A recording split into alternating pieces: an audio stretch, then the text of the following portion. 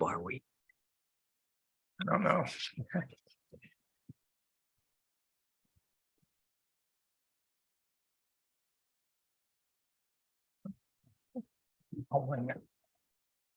Okay.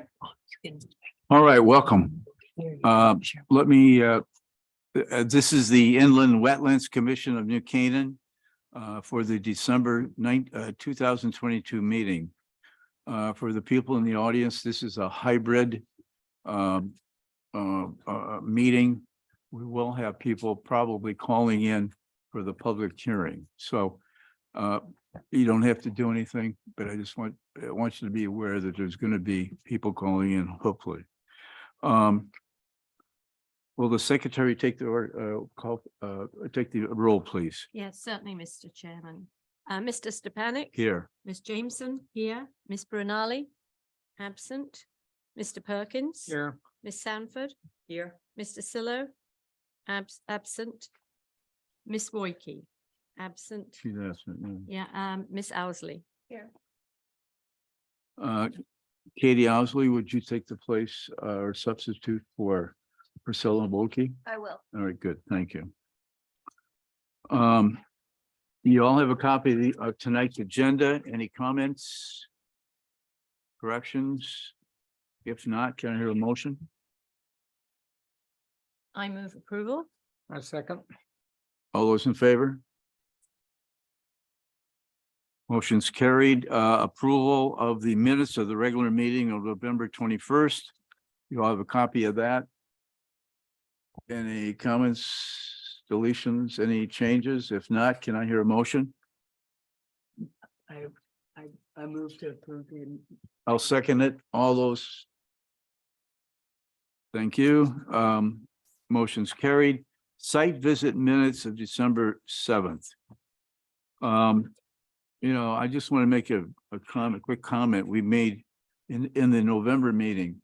You know, we took a poll and people that could make the site visit minutes, and we need 4 for a quorum and only 2 showed up. And so please, if you say you're going to, you know, do a site visit, please, if you can't make it, please call and let us know, because maybe there's a possibility we might be able to change it. But, you know, at least let us know that you can't make it. We would really appreciate it. So we need 4. And so we really didn't have any site visit minutes for you to take a look at. Okay, open the regular meeting. Applications to be received and if complete, scheduled for the regular meeting of January 23rd, 2023. We have no new applications for that meeting. So we have not scheduled a site visit on that day for that meeting. All right, so we'll begin with the applications.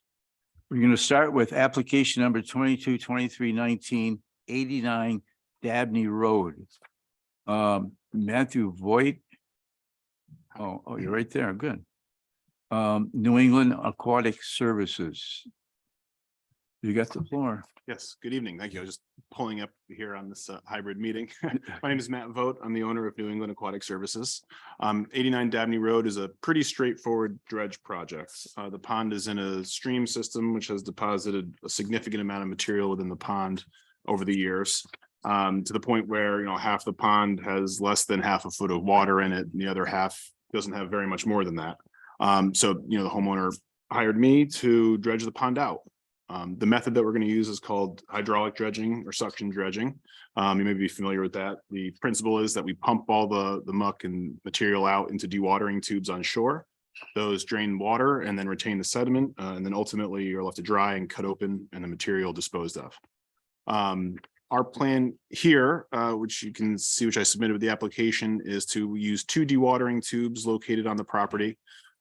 We'll dredge down to what is the approximate original hard bottom where we meet resistance, just to get the soft material which is built up, which amounts to about 1,400 cubic yards of material wet. We'll pump that into the dewatering tubes. We'll have plastic lined chutes to carry the water back to the pond as it drains out of the dewatering tubes. And then ultimately, when those are once we're done dredging, those will be left to sit for a couple months to dry and then cut open and the material trucked off site. Some of the measures we'll be taking is we'll be using a turbidity curtain to block the outflow to try to reduce turbidity from flowing downstream throughout the process. And then once those tubes are cut open and the material removed, appropriate erosion controls will be used, sediment barriers or not sediment barriers, silt curtains, silt fencing will be put around hay bales, and any damage to the lawn will be repaired after the material's been hauled away. That's pretty much the extent of the project. We expect there to be, after it dries, about 700 cubic yards after reduction to actually be hauled off site once it's all complete. The goal would be to commence this work in January, with optimal weather. It all depends on how things turn out the next couple of weeks. How Any is the questions pond I can answer? fed? How is the pond? Where's the pond? Where's the water come from? So there's an inlet stream which carries the water into the pond. Not sure what is the Silvermine Brook is labeled as its name. So what do I want to say? A tributary of the Silvermine River? Is that kind of it, or? I think that between that and then road runoff coming through a drainage Oh, is that basin, what- yeah, I think yeah. that's the primary source. Is there a dam to that? Is there a dam to that pond? Yes, there is a small dam on the outlet side. And where does that water go? Where does that water go? It continues down. I think it's just a continuation of the Silvermine Brook, Okay. which runs kind of further down the street, pretty much. For the record, Angela Jameson, will you need to do any work to the dam to ensure that the water can, escape freely into Silvermine Brook? The dam, as far as I know, is in fine condition. There's no real work there. Our dredging work will stay back at least 10 feet from the dam to prevent any possible, effect from the work. We don't want to undermine or cause any damage to it during the process. But more or less, that should be okay moving forward. And is the silting of the pond causing issues for the homeowner in terms of, flooding when we get heavy storms? I do know that they have experienced some significant flooding on the property. The other issue is just significant deterioration in water quality. You have Yeah. a very shallow depth to the pond for a lot of it, which causes the water to become very hot in the summertime, along with nutrient loading from the trap nutrients that are leaching from that material into the water. In the summertime, the entire pond, it looks more like a lawn than it does a pond because it's so green. So hopefully removing that nutrient rich material and regaining some storage depth will kind of help mitigate some of those problems. Beth Sanford here. How long is the whole process that will be required to do the dredging? So the dredging itself, dependent upon weather, will probably take 3 to 4 weeks on site. And then those dewatering tubes will have to sit probably for 12 weeks to dry appropriately before they can be cut open and the material taken away. And this has been done before in the recent past, or? Yes, yep, we do a lot of these projects all over. We've actually done at least one other in New Canaan. It was some years ago now, but it's. No, I meant for this specific pond. Oh, I do know that this pond, there was a permit to dredge this pond in the past by another company and another homeowner. I don't know whether or not that work was actually done, or if so, how much was actually dredged out of there. All I know is they did submit a permit. I can't remember, maybe it was 10 years ago, I think that so. we had seen something in there or somewhere along those lines. And what kind of, how much equipment are you going to be bringing in to do the job? So we will be using, I'll just pull it up here, a piece of equipment called the Dino 6 is a dredge barge. So that dredge floats on the water and has a 6-inch discharge pipeline. That piece on the front, I don't know if you can see my cursor there, that is the pump itself. So that pumps the material through a 6-inch pipeline to the dewatering tubes, which look similar to this here, which will be located on the property. And again, these are entirely permeable to the water. So the sediment gets trapped inside and the water drains out. And then the area is typically lined with plastic to prevent that water from eroding the ground as it drains out and returns to the pond. And what kind of aquatic life is there in the pond, and how will it be affected by the dredging? There is some, amphibians, there are a lot of frogs in that pond. I didn't see very much in the way of fish, just because there's not a lot of room for them, frankly. The advantage to doing the work hydraulically in this way is that we're really only disrupting the area that we're actively pumping in, which allows for the rest of the pond to act as an area of refuge for wildlife to move to during the work, as opposed to, let's say, having to drain the pond down and dig it out with a excavator, as traditionally might have been done, where everything that's in there would have to be, relocated or gotten rid of. This is Dan Stepanek. How deep is the pond now, and how deep are you going to make it? So the pond itself, the inlet side of the pond, or half of the pond, is only about 6 inches deep, to some areas where 6 it's inches? starting to reach the surface. Yeah. The lower half of the pond, as I call it, you get about 2 feet to 2.5 feet of depth. The overall depth of the pond down to what I call hard bottom is 5 feet. So the ultimate goal is just to return the pond back to its original depth, which should be about that deep. 5 For the feet? majority of it, obviously, on the shorelines in certain areas, it's shallower, but that's the general goal. Any other questions? No. Just Kathleen? the pond was dredged around 2012 with a similar style of dredging, not quite the same, but different owner, different excavation company. So that work had been completed in 2012. Just have massive storms, and this is a bit of a settling basin, especially with the dam at the southern end of the watershed. That unfortunately, these folks fairly new at this location, they're willing to undergo a dredging operation to restore the, which is a pretty major feature on the property for those of you that visited the site. This type of dredging is very little impact to the shoreline, so there's a lot of benefits to the type of dredging that Matt's company does do. Also, the other benefit that I see of this one is they are dewatering and then taking all that sediment off site to an approved location for disposal, which is also another well, frankly, requirement for this particular location, because there's no other spot to put the material because of the amount of wetlands on the site. And I think that covered some of the questions that you had. Kathleen, you suggested, if I read this right,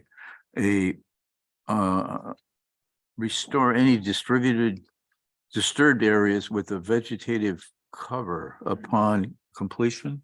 Yes. And it looks like the timing wise, if you were to engage this operation, be able to do it in January, he's got 3 to 4 weeks of, I'm sorry, I may have misunderstood. The dewatering tubes would probably take about 12 weeks. Sometimes you don't know, actually, depending on the stuff that comes out. But the contractor stated he'd be doing that as course of the project. So it's not necessary to have a special condition. He stated that that's something that they would be doing as the season would permit. So it'd be in the spring. Right, yeah, so once all that material is removed, we'll be repairing the lawn to get it kind of back to where it is now. I think it's a good application, quite frankly. Any other comments? This is Commissioner Perkins. Just one, could you just elaborate a little bit on the tube type of thing? It's the first time I've seen this in an application. Sure. So the tube is a material called geotextile fabric, which is a woven fabric that essentially is permeable down to a certain size, micron size. So you pump everything in as a slurry. It's kind of a muddy water, and then the majority of the sediment gets trapped inside while the water is allowed to drain out from the dewatering tube. So those kind of sit flat, and then you fill them up, and that's the way to get that material out of the pond and dry, so that it can then be ultimately taken away. Otherwise, as everything you remove, it'll be just kind of slop. That'll be hard to manage. Thank you. So just to one more thing on that, because I know that we don't see these very often, but he's dredging in the wet. So the sediment, as you described, comes into these giant tubes. The clean waters filter back into the pond. So he's always working in the wet, if you will. Hopefully no frozen conditions, but we'll see. How many, excuse me, this is Dan. How many people will be working on this pond? So probably 3 to 4 people will be on the site once we're set up and Yeah, operating. Yeah. Typically you have one on the dredge, it's cable driven, so you have 2 members that will be moving it as it takes, because it takes passes as it drives down and backs up, and you move it over a few feet and kind of work your way along. And then you have someone managing the dewatering tubes, which is essentially kind of making sure they continue draining, making sure that the water is flowing where you want it to go and things like that.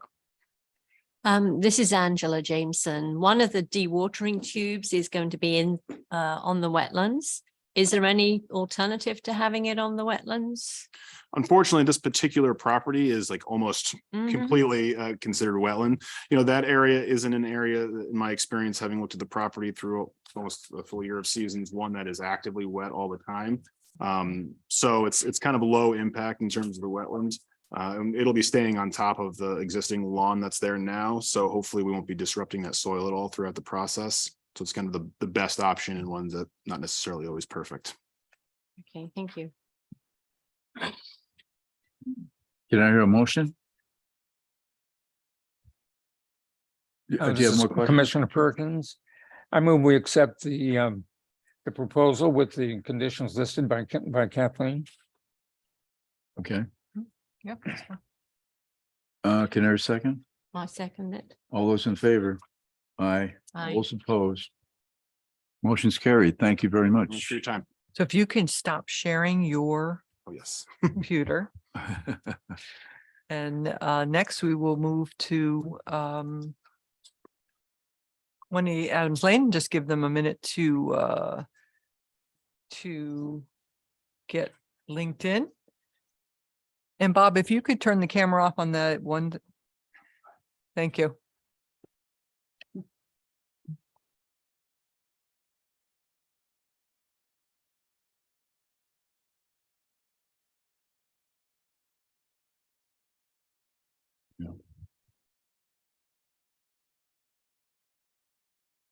All set?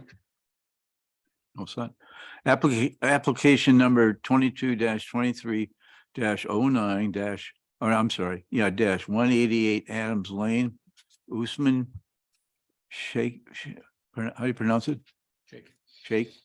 And Nadia Ahmed. Agent is Richard Rosio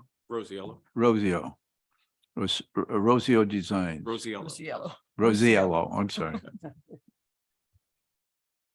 So who's up? Who's gonna- I'll start. Good evening. For the record, Richard Groziello, landscape designer, representing You need help. Usman and Nadia. I think just waiting for you to let me in. So if you should be able to share your screen. It says the host will let you. Okay, let me just check and see if I can do that for you. You really need to speak into one of those Yes. microphones. Sorry. Speak up. a little Yeah, bit. put it between you. if you could, you know. Okay, you should be in, you should be. So on your desktop, if you can mute, hit the mute button on your laptop. Otherwise, we'll have that So right on your laptop, there should be a mute button. So not only.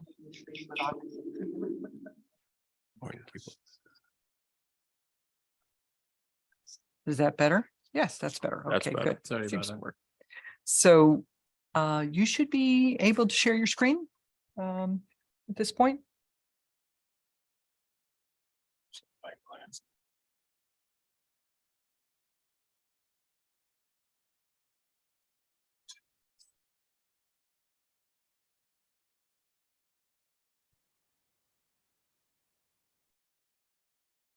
Have to share it. I was sharing it.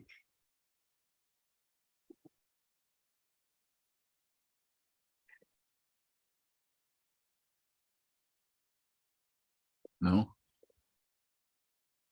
You should be able to be going at this point. I thought I was sharing it. You are sharing it? It wasn't. And up, did you, no. you went in through Zoom? You're definitely in Zoom, okay?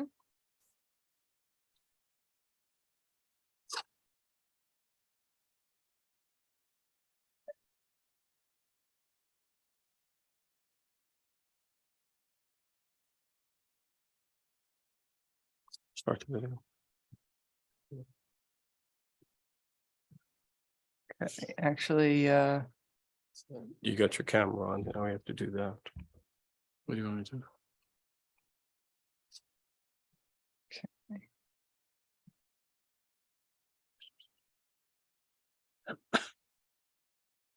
so if you, are you into your PowerPoint?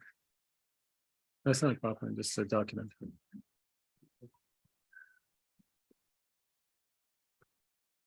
Help is on the way. At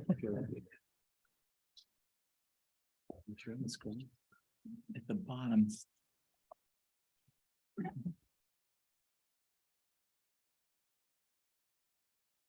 This is where they used to have that TV signal that go, "Woo, please stand by." We're old enough to remember that. Unfortunately, I have no other options on my co-host here, so hopefully Bob can figure that out for you. Okay. I still draft with a pencil, so it's Yeah. difficult for me. It's touchy. You should, there it is.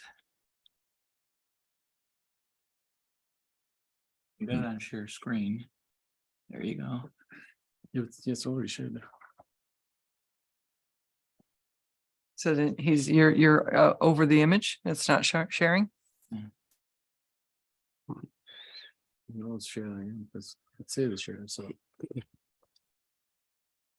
Oh, here we go. There we go. There we go. Okay. Meeting. Thanks, Bob. That's my stage manager. Again, for the record, I'm Richard Rosiello, landscape designer representing Uzman and Nadia, and we also have the engineer, Wayne. We'll speak to wetland, to the engineering aspect.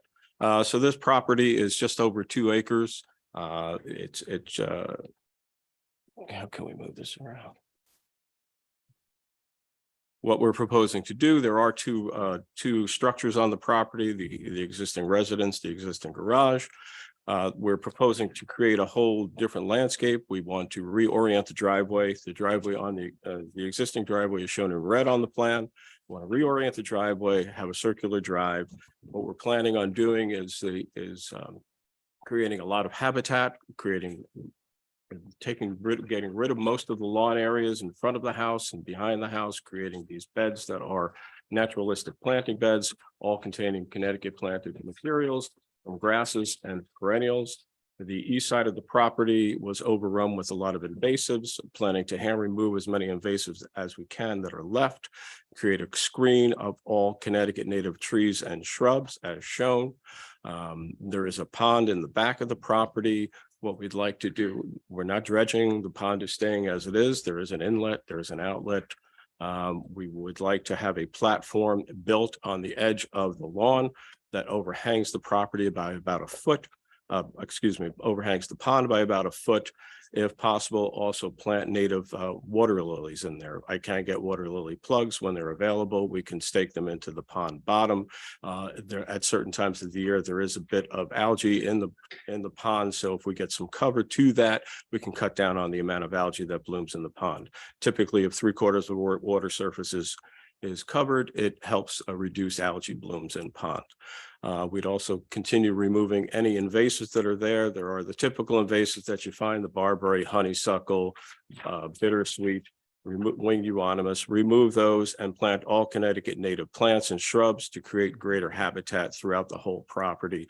Use less resources, use less water as opposed to maintaining a lawn in the front. The client would also like to build an open aviary next to his barn. He does have peacocks and some chickens. We'd like to keep them outside. And then also have a more formal entry to the house. Right now, the property gently slopes from the street. It slopes south towards the pond. The residence actually breaks up most of that water flow. So we'd like to create dry laid bluestone patio in the front entry and around the back of the house, also a seating area with some stone walls, native Connecticut fieldstone walls to secure the property as well, to create an entry courtyard.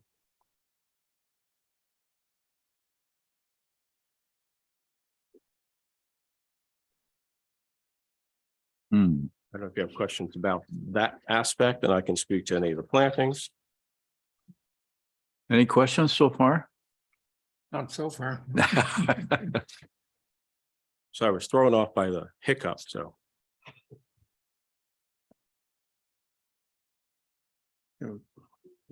Speak to Wayne, yeah.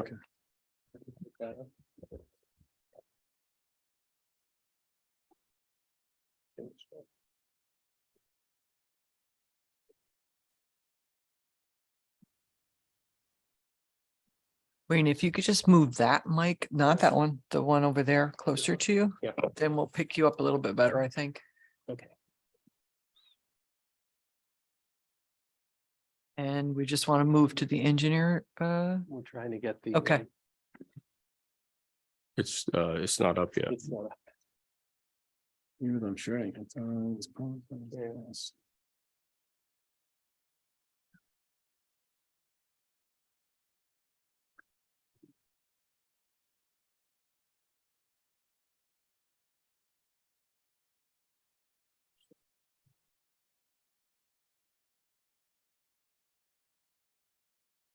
You want help? No, I want to resume share. You want to stop sharing this one? Yeah. It's not gonna go, otherwise it's gonna go out. I don't think we can help. It's on their computer. Can you do it from your computer? I'm Like I said, I'm sharing it. not, I'm in Zoom, so. Yeah. I take, So I can I share probably screen. could. What Oh, document? here we go. are they- Here we go. Here we go. There we go. Yay. There we go. Just a couple of clicks away. We'll get there eventually. That's good. Share the screen. Give me this. That's where it kind of flips.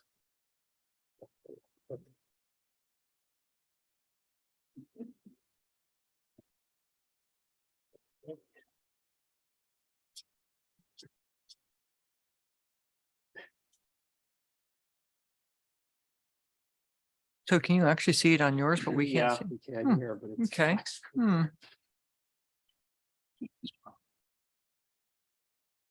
I think I've always increased the size this time. Yeah. Yeah, this is. I have a big plan, but I don't know if it's going to show up on the camera then for the Zoom. Yeah. Here you go. There it is.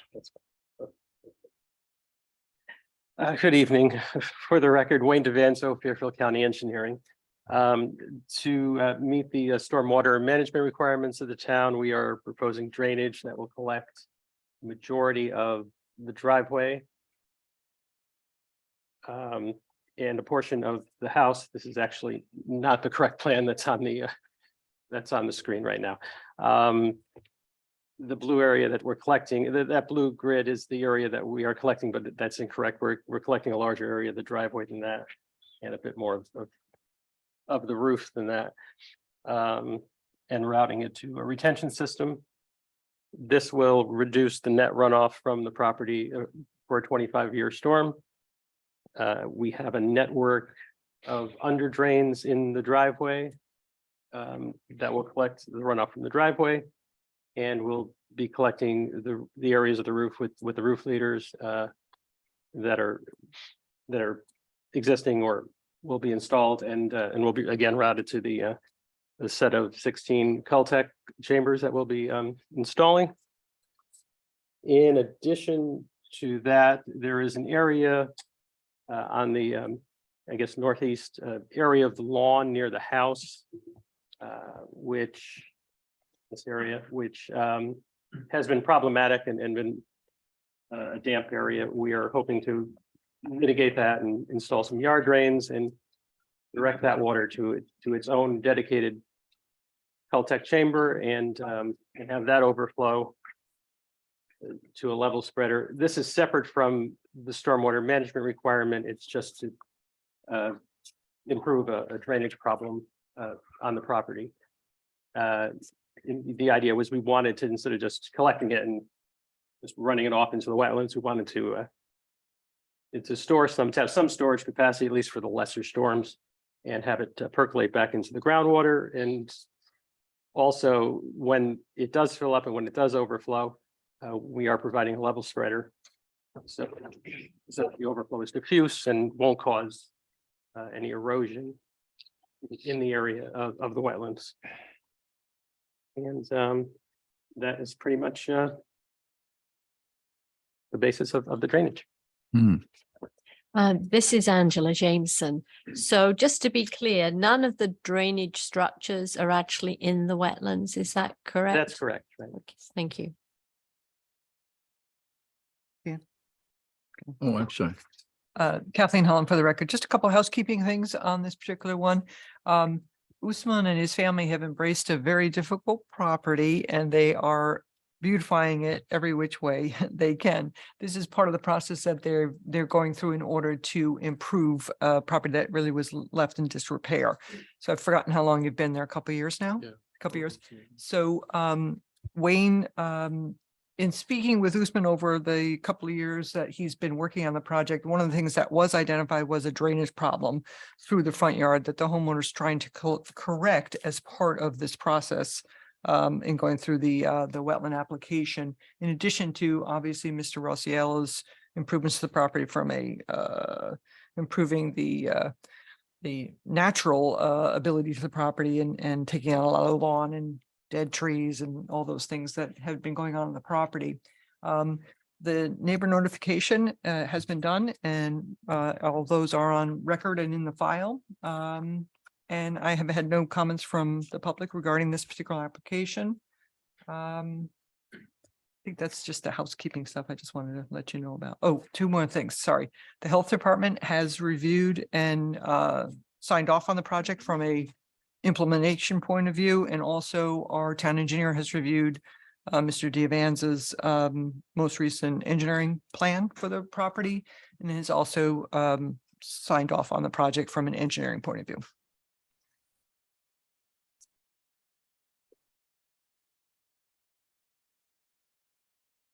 I have no questions. Are we going to talk about the pond and the structure? Were you going to go through what you're planning to do with the platform that you're putting over the pond? Platform is planned, it's 20 by 13 as Right. proposed. With a foot overhang, it's elevated so it cantilevers out over the pond. So there was no structure going into the pond itself.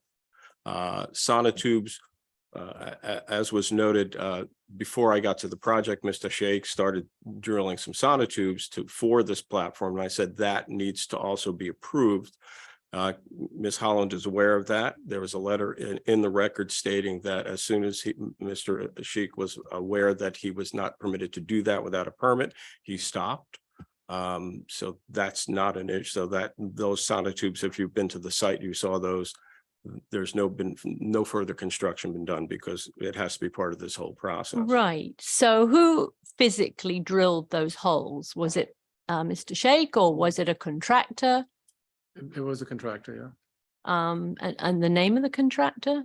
I don't have that on top of my head. This was, Right. I think it was like close to 2 years ago. Did he inquire as to whether you had an inland wetlands No, permit to put those in? No. So the sono holes were actually drilled 2 years ago. yeah, around about, yeah, roughly. Well, they hand dug or with post hole diggers, or did he do something else? I don't think there was any machine though. The post hole diggers. That's why as soon as I got to the property, I've been working with Mr. Mhm. Sheikh was a student at New York Botanical Gardens. I did a water feature course and that's how we started this process. And I visited the property and I noted that you need a permit for anything that you're doing there. I've been doing inland wetland permitting for 20 something years. So, and I was a member of my town's commission for 5 years. So I'm fully aware of your responsibilities and I respect what you need to do. So at that time, he did stop. Right. So tell us about the function of those sono holes. Well, the What function, happens next? well, what happens is the posts are built into those and then a frame is built around those Mhm. with a cantilever over the top. so that the cedar decking is screwed, a cedar or composite decking is put down on top. But the idea is that it's designed to bring you closer to the wetland itself, to really enjoy the resource without interrupting or interfering with the resource. Many of the way the elevated walkways are done throughout all wetlands properties now, to get people out into the environment so they can experience what a wetland is and grow an appreciation for it. So this is just a little seating area to stay dry above the pond near the water, because it does get wet along the edge of the pond at certain times of the year. So rather than continually walk on it, create erosion problems, you just set up some chairs and just enjoy the piece of the pond.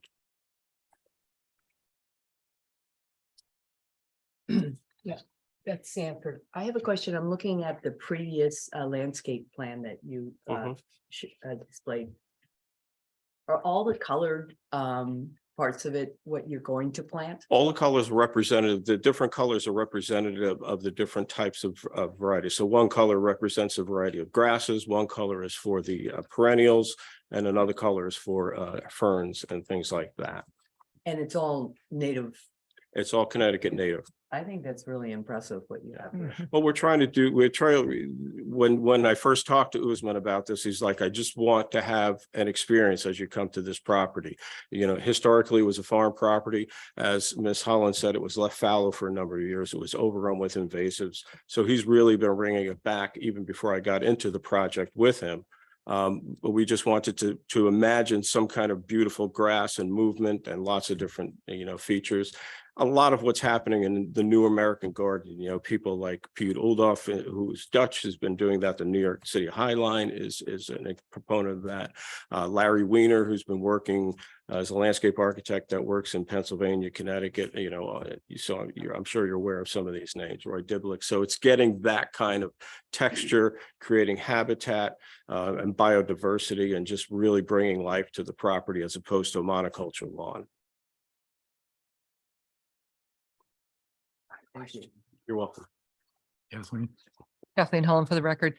What do you think for phasing or planning of everything you have? This is a lot to undertake. I'm just wondering if you could give me a guidance on what you anticipate as rolling out the program. Is it a 1 year, 2 year, 5 year? Any thoughts? I have thoughts, and so Okay. does Usman. But I see this as a multi-phase process, only because there's so much work that needs to be done. The first thing that would need to be done would be, get a handle on any existing invasives, get in there, hand remove invasives where we can. Start establishing the side borders. I would start with the trees and shrubs along the perimeter, and then start creating the beds in the lawn area. There are a few different ways to do this. I see it as a multi-year project, at least 3 years, if not 5 years, to really accomplish it, to get it together. We could, for some of the beds and some of the areas that are not as wet, we could strip the sod, let things grow. We don't want to use any systemic chemicals on the property. So everything's going to be an organic approach, which also takes a bit longer to do. A lot of the organic herbicides, they top kill, but they don't translocate like a Roundup would to the roots. So it takes a bit more work with an organic herbicide, which we don't have a problem using. But there are a lot of different things we could do. You could strip, if we wanted to do a bed, 1 or 2 beds quickly, we could strip the sod that's existing, let something grow, smother it, maybe spray it with an herbicide, and then plant that bed. Other beds, what I would like to do with Mr. Shake's approval and your approval is you come in and you do what I teach is the lasagna method. You come in and you cut the lawn as low as you can, and then you water it, you cover it with cardboard, you set in cardboard and newspaper, you wet that down, you put compost and mulch on top. Now those beds could be seeded with a no-mow fescue so that no weeds take over, because you do, throughout this whole process, it's a management thing. You always have to manage for any invasive or weeds that come in. So there are a lot of, so in that method, You would come in, you would slowly create the soil to the beds. Maybe 2 years from then, you'd start planting in them, or a year later. So that some beds could be planted immediately, other beds you would delineate, but wouldn't put all the plant material in at once, so that you can monitor because and water as needed. You know, it's critical. These types of plantings, once established, need very little water, but everything to get established, you need to water. They're going to take a lot less water in the long run than a lawn would. So I think you have to have a thoughtful approach and come up with a plan as to what parts of the system you want to work at a time, and just build over time. Sounds good. And then for the hardscapes, the drainage, the driveway, that has to be integrated, I assume, into. Well, I think the a drain, planning? the driveway would have to be cut in, initially cut in the driveway is the first thing to That's do. phase one. Yeah. That would be phase one, and then with the drainage And the drain- components. and the drainage would go with it. Can you speak into the microphone? I'm sorry, yes, the drainage would be installed for the driveway first.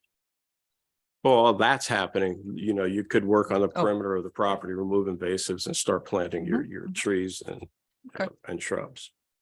I have a quick question, Katie Owsley. When you remove the invasives by hand, how do you remove them from the property so they don't reestablish themselves somewhere else? Or how do you You have to responsibly bag remove them and dispose of them, you know, properly. You could also, I don't know, you know, certain towns, I don't know about this town, but certain towns would have an open burn permit, but you know, it's always better just to bag and dispose of that way.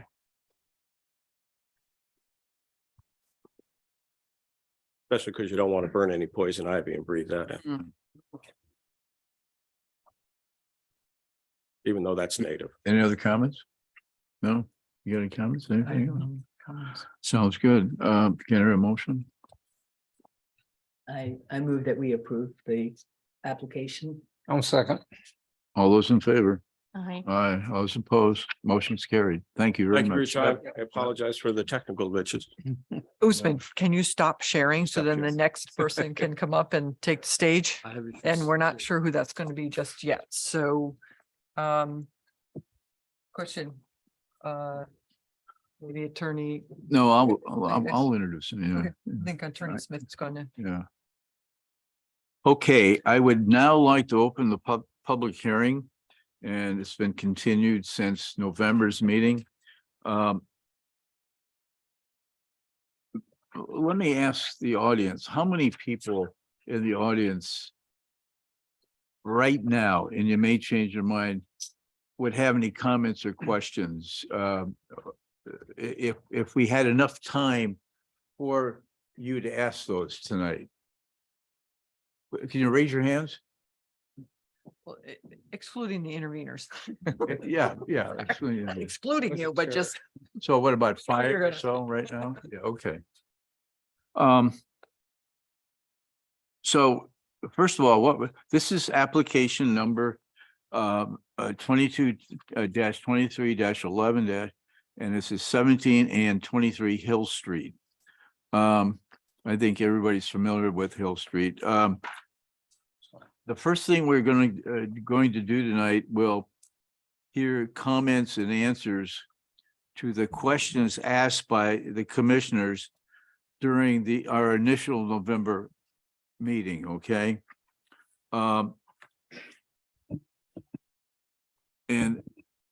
there may also be, this may generate other questions. And we'd like to have those answered tonight or at the next meeting. Second, once we've finished with that, the commission will then hear from 2 interveners. And also there may be questions from the commissioners as the during and after the interveners present. I expect that these 2 presentations will take us to around maybe 9:30. If that's fair. I mean, are you shaking your head? That's possible. We will adjourn for the evening about 9:30, okay? If we have enough time, then if there's some questions from the audience or comments, then we'll do that. But this meeting will be continued to January 23rd. So we know that right now. So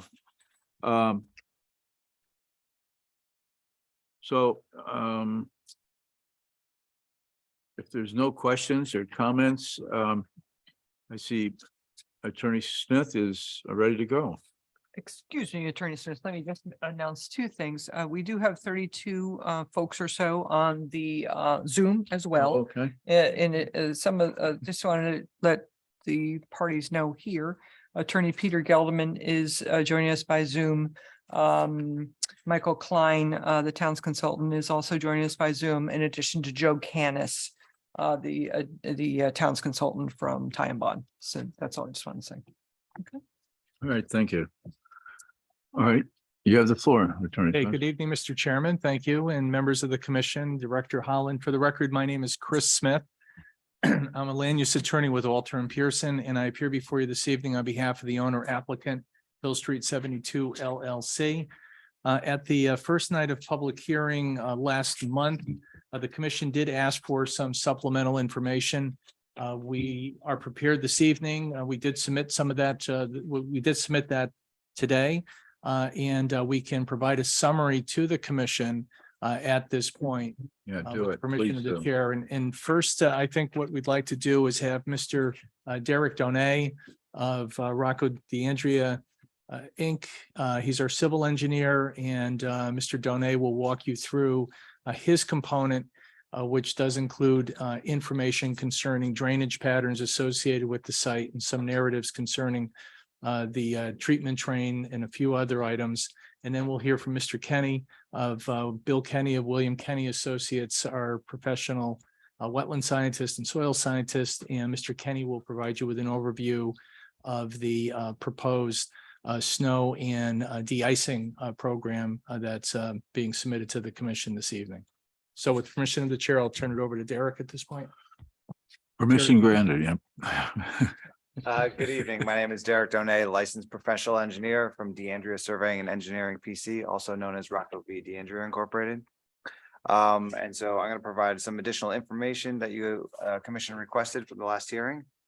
The first slide I want to show up, I want to show a comparison of the disturbance limits of the 2-lot subdivision versus what's currently proposed. So on the initial slide that's up right now, you will see in green, you have the wetlands limits. And then in purple, there's a purple line that goes along the horizontally kind of along the southern part of the property. And that is the limit of the conservation easement.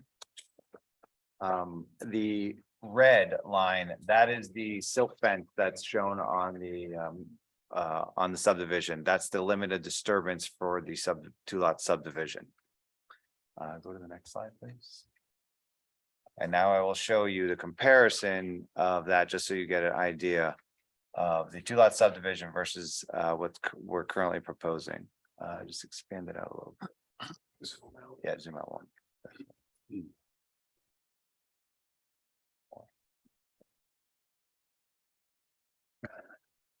Okay, so on this, which is a similar slide to which we showed during the last hearing, however, on this time, the red line that you now see going along the southern and the western portions of the development, that is the limited of the silt fence disturbance limit that was shown on the subdivision.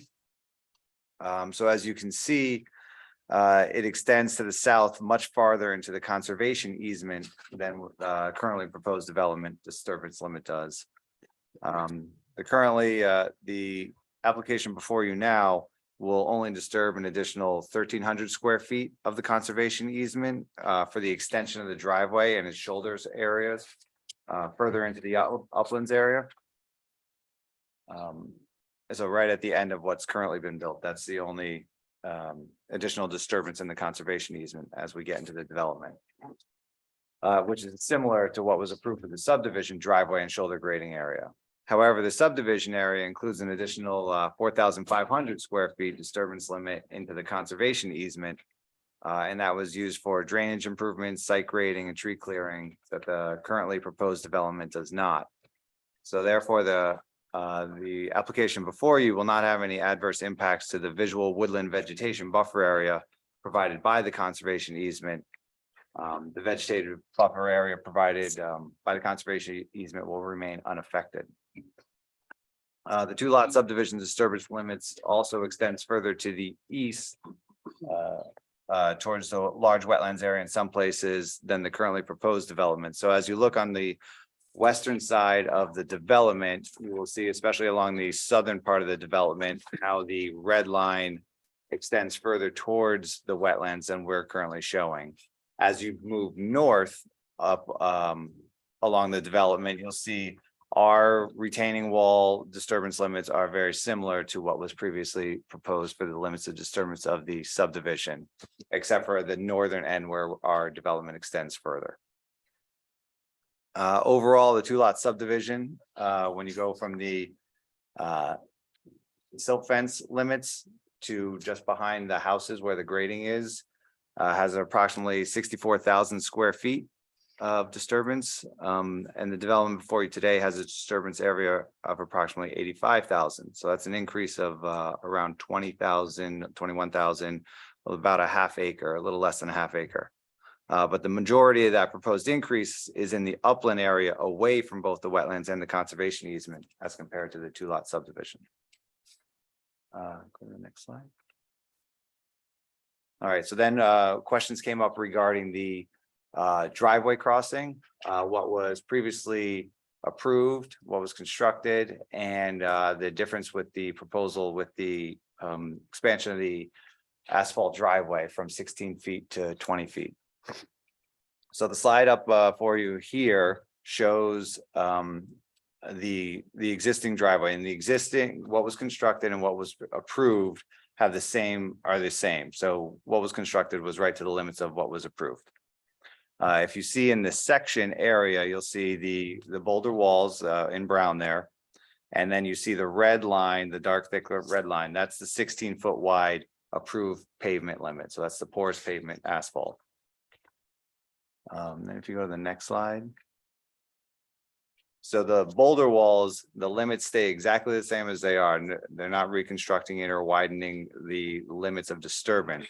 The only thing that's getting widened is the pavement limit from 16 feet to 20 feet, as you see in the red there. So that's just expanding towards the sides of the boulder walls as a comparison. The porous pavement system has a bank run gravel sand layer that is used to filter stormwater runoff that is collected by the porous pavement. The proposed increase in porous pavement width from 16 to 20 feet will be treated by the porous pavement filter system. The runoff from the narrow shoulders of the approved 16-foot wide driveway was also being directed into the porous pavement system. Therefore, the increase in width will not have an adverse impact on the adjacent inland wetlands. So I hope that those two comparisons showed what we're proposing there for the driveway. Go to the next slide, please. Other questions came up regarding the uphill watershed of the development and how it flows across our site, what the impact will be during construction, and what will be during the proposed development. So the total overall watershed, which I showed during the last hearing, that is directed to the southwest corner of the property where the large wetland system is. The total watershed is approximately 22.5 acres. The exterior red limits on this slide depict both the western and eastern bypass watersheds, which make up the majority of the overall watershed. So these western and eastern portions of the overall wetlands watershed naturally divert water around the proposed developed area. On this sketch where the existing site, there's a dark black dotted line in the center of the property that shows the limits of disturbance of the development area being proposed.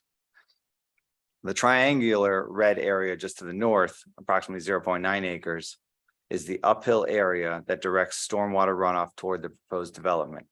And that consists of woodlands, some lawn areas, but mostly it's not impervious surfaces. Water from this area currently flows overland through the proposed development area toward the wetlands area in the southwest corner. Let's go to the next slide, please. All right, so this is now when we put our construction phasing slide together with this. So during construction, the concern came with how much water is going to be coming from north of our site and flowing into the construction site. You know, we want to separate the clean water from uphill of our site, keep it out of our construction area, divert it around and towards the wetlands. So what we're proposing is to put a swale along the top portions of the developed area there, above the rock cut and the earth removal. And this swale will be used to divert stormwater runoff around the construction area, so that any additional stormwater runoff from this uphill area does not add additional water that would need to be filtered and controlled as part of the construction process. The stormwater from inside the construction area will flow toward the proposed diversion swales and dewatering basins located along the eastern, southern downhill sides of the disturbance limits. That's those kind of aqua blue portions of the site there. The treated water from those will then be discharged toward the wetland system in the southwest corner of the site. Go to the next slide, please. Under proposed conditions, similar to the so the swale would stay in effect. The swale that we're going to construct under construction conditions would remain for proposed conditions at the top of the hill. So same thing, there was concern about water coming over the side of the rock cut into the development area. How would that impact things? So first thing, we'll keep the swale that will take the surface water away and going around the development.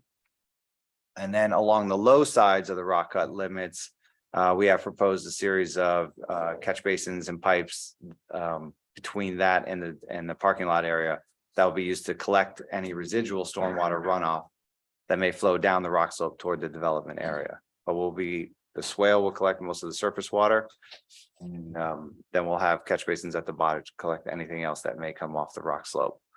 But as I said, that the 0.9 acre uphill area is not a developed area, so there's not a lot of stormwater runoff coming from there. And then go to the next slide, please. Let's see if you can close.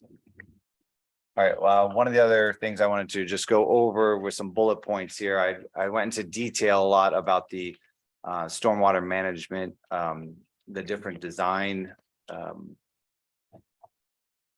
That's right. Different treatment measures we were using in the design. And so I just wanted to hit some of the bullet points of each of those measures, because I know there was some confusion and I want to make sure everyone understands what we're proposing.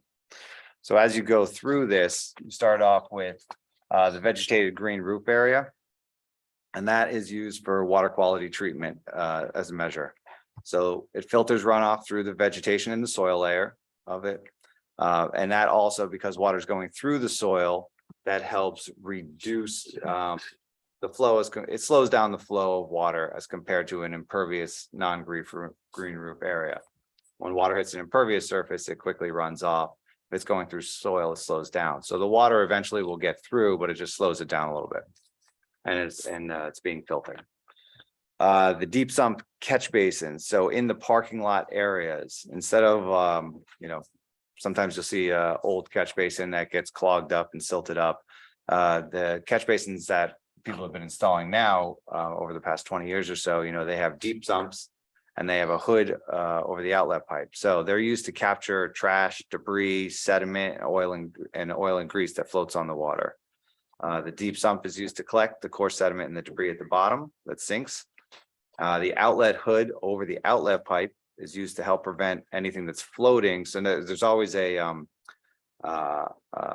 water in the catch basin up to where the outlet pipe is. So any like leaves, trash, debris, oils, grease, anything that's floating on the water normally would just go out the pipe, but you put these the hooded traps over it, and that's preventing the floating debris from going further downstream. The outlet hoods and the deep sumps, they help prevent the pipes from clogging also further downstream. So anything that's going through the pipes is now heavy sediments out, floating stuff's out. So it's pretty clean what's going through there. So you don't usually have to worry about your pipes being clogged further downstream. The hydrodynamic separator unit. So that's another water quality treatment measure. And they use a swirl concentration method where the water enters in tangentially, spins, swirls around, got a deep sump and it has baffles. The deep sump collects the heavy sediment, the debris, trash, and the oil or the floatable oil and grease that stays on the top. And they are also used to pre-treat stormwater runoff prior to entering the underground retention infiltration systems. So those are installed uphill of those. The underground, so then the water goes through the catch basins, through the hydrodynamic separators. Now you're to the underground retention infiltration system. And these are water quality and quantity treatment measures. They're used to capture at minimum the first inch of stormwater runoff, also known as the water quality volume. So that's their size to handle a minimum of that volume. We've oversized our systems currently to help also reduce additional runoff coming off the site. But that's the purpose of them, is initially if it's for water quality volume. They're designed to infiltrate and capture stormwater runoff and put it into the ground. It reduces runoff volume from the site. It further removes fine sediment and then any associated pollutants that may have gotten through the catch basins and the hydrodynamic separators. It helps recharge groundwater. And it provides partial attenuation of peak flows for storm events by reducing the volume to help reduce some of the peak flows. But they're at a certain point, they will fill up during an extreme heavy event, and the water then bypasses them, goes to the detention system. So they'll constantly be working and infiltrating, but on an extreme event, it goes past those systems. And now you're into the underground detention system with outlet control structure. So that's it's a stormwater, not a quality, but a stormwater quantity control measure, and it provides temporary storage volume. So you have the proposed development with impervious surfaces, you're going to get more volume of runoff. You need to control it before it goes off site so that you're not creating issues downstream. You need, we don't have on our site a big open detention basin area. So instead we have an underground system to control the volume. And then it has outlet that has different orifices at different levels. So we can restrict it so that it's only coming out of, I forget the orifice size, but a smaller orifice at the bottom. So we're controlling that as it builds up in the detention system. And the last one, which we've already discussed, is the porous asphalt driveway entrance, which is a water quality treatment measure. It allows rain and snow melt to pass through its surface layer. It assists in removing pollutants through the underlying sand gravel filter layer, helps reduce runoff, similar as compared to impervious non-porous asphalt pavement, similar as the green roof. All the water will go through it, but because it's going through different layers, it does slow it down going through the sand. And it's the under drain system at the bottom collects filtered runoff and discharges it into the adjacent wetlands area at the end. So I just wanted to hope that further explains some of the different components that we're proposing. For the record, Chris Smith, I just have a couple of questions for Mr. Donay. Just for clarification, Derek, you made reference to during an extreme event with the system, with the treatment, and you talked about it going past certain components, but I just wanted to make it to clarify that the first flush, that first 1 inch is still going to be treated in any event. And usually in those larger storm events, the stormwater that's passing through at that point does not have, it's usually cleaner or clean compared to what goes through in the first flush, which is why the state, for example, wants treatment of the first flush. That is correct, Derek Donay, for the record. The first inch of water is usually the water that has the most contaminants in it. Any sand or sediment on the roads.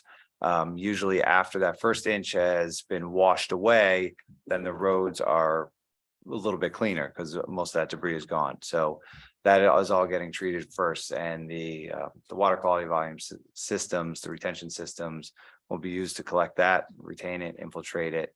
Once they fill the capacity, they'll continue to work. Every water is being treated, but in heavy flows, there's also a bypass area so that additional water beyond the first inch of rain can be go further downstream.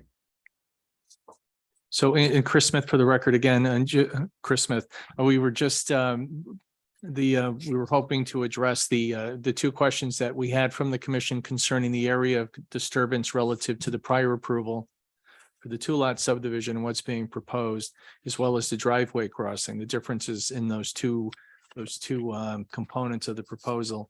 And then you would ask for a little clarification with the uphill watershed and how the water comes through, and then the small area where the construction is going to be occurring and how essentially it bypasses that area today, just a small area in that ridge line that you could see in the graphic that Mr. Donay provided to you. And then his explanation during the construction period, how that would be addressed. And then finally, just wanted to I was going to say flush, no pun intended, but flush out the narrative as far as the treatment system itself and how the components work. So hopefully we've addressed those or provided the additional information requested, and you may have questions on that. There's more coming, huh? I'm trying to think. On 2014, 2017, we had a lot of the residents around at the bottom of the hill there complain that water was coming into the basement and they were being flooded. None of this water that you're talking about is that water going into the homes. Is that right? I just want to make sure. Will go into the homes at the bottom of the hill and the residents at the bottom of the hill there. Correct. I'm not specifically familiar with each of the houses in the area, but any houses that are, say, the ones that are just to the south of the property at the bottom of the hill there. Yeah. They're lower where their basements are, say, below the water surface elevation of the adjacent wetlands. So they get groundwater. Their basements probably have groundwater around them. Right. And during extreme large rain events, the big ones, they may experience flooding in their basements from that issue. So but if you're asking like the stormwater runoff from ours stays within the wetlands area, the water surface elevation in the wetlands as compared to existing conditions due to our detention system and other treatment measures is not increasing as compared to existing conditions. So the height of the water in the wetlands is staying similar to under existing conditions. That's a big issue with them. Yeah. Who's next? Mr. Kenny. Oh, And any other just- questions? oh, I'm sorry. This is Commissioner Perkins. I'd like to follow up on Dan's question about the water in the basement. It's close to the 5 Mile River, as I understand, and it's on a fairly steep ledge. My house has similar conditions, and there is underground spring activity on top of these things. So there is a potential when you start to break into the particularly with blasting. I think you might find some underground springs. Have you prepared for that? As far as the blasting plan goes, and I can have Kevin Soley here from Soley Engineering speak more about that. If you're comfortable. Sure. But there may be springs that we are not aware of in the wetlands general area. I think that So just that'll come up later. Go ahead. So Kevin Soley, licensed professional engineer in the state of Connecticut, for the record. So the proposed earth removal operations are considerably higher in elevation than the, adjacent on-site wetlands, and certainly much higher in elevation than the surrounding and downstream residences. So any of that earth removal activity, wouldn't be anticipated that would have any impact on any of the groundwater that's surrounding or around those existing residences. So we wouldn't expect any impact to any of that from a groundwater standpoint, since Thank the you. activity is so much higher in elevation. This is Angela Jameson. Could you just summarize for us from everything that you've just presented in relation to the risk of water bleeding out of where you've cut into into the hillside, and how that water is going to be dealt with by the systems that you have, and any chemicals or bad stuff that come out with it is going to be filtered out so that it doesn't end up in the wetlands. I know you went into a great deal of detail, but please just summarize for us why this should not be a concern for us. Sorry, you were asking about the water coming out of the rock cut in the back. Is that- Yes, okay. yes. So one, that's groundwater, or it's the surface water coming from up above, and that's usually clean water coming through that area. You know, if it's contaminated, that's not from our side, that would be something from uphill area. But anyway, so we have the diversion swale at the top, which is Mhm. going to collect surface runoff. And so that's going to take a good deal of the water. Anything that might be below that, say, going on top of the rock, the groundwater, which would be reduced after we take away some of the surface water. That is then collected at the bottom of the slope with our proposed catch basins. Those catch basins then pipe that water, that clean water, around our development towards the wetland. So it's not going to be contaminated from our development. Does that help answer your question? Thank you. That water is separate from what's being treated from our other development there. Beth Sanford for the record. In terms of preparing for this development, you're going to have to remove and change the character of the landscape. Can you describe, we brought this up, I think, in our last meeting, how many trees you're going to be removing, and other characteristics of the landscape that's going to be transformed as part of the preparation? In regards to the tree removal, so within our limit of disturbance to significant size trees, which they consider to be 12-inch and larger, not the little 2-inch and stuff like that, but the larger trees that we have depicted on a survey, we have 85 being removed. That's within our developed area. So all the ones in the wetlands, the conservation easement, and on the eastern side of the property, those will all remain. Everything surrounding our development will not doesn't get touched, but there's 85 of those inside our development. Will the removal change the water flow that you described? Yeah, well, yes. So what you're talking about, the change of the landscape. So if you go from woods to impervious, right, the stormwater runoff flows faster from your site, which is why we then have to implement, and on all developments of any size, you then start implement different storm water measure treatment and control measures, which is what we proposed, so that we can more mimic the flow patterns as it leaves the site. So I had another question that's occurred to me since our last meeting.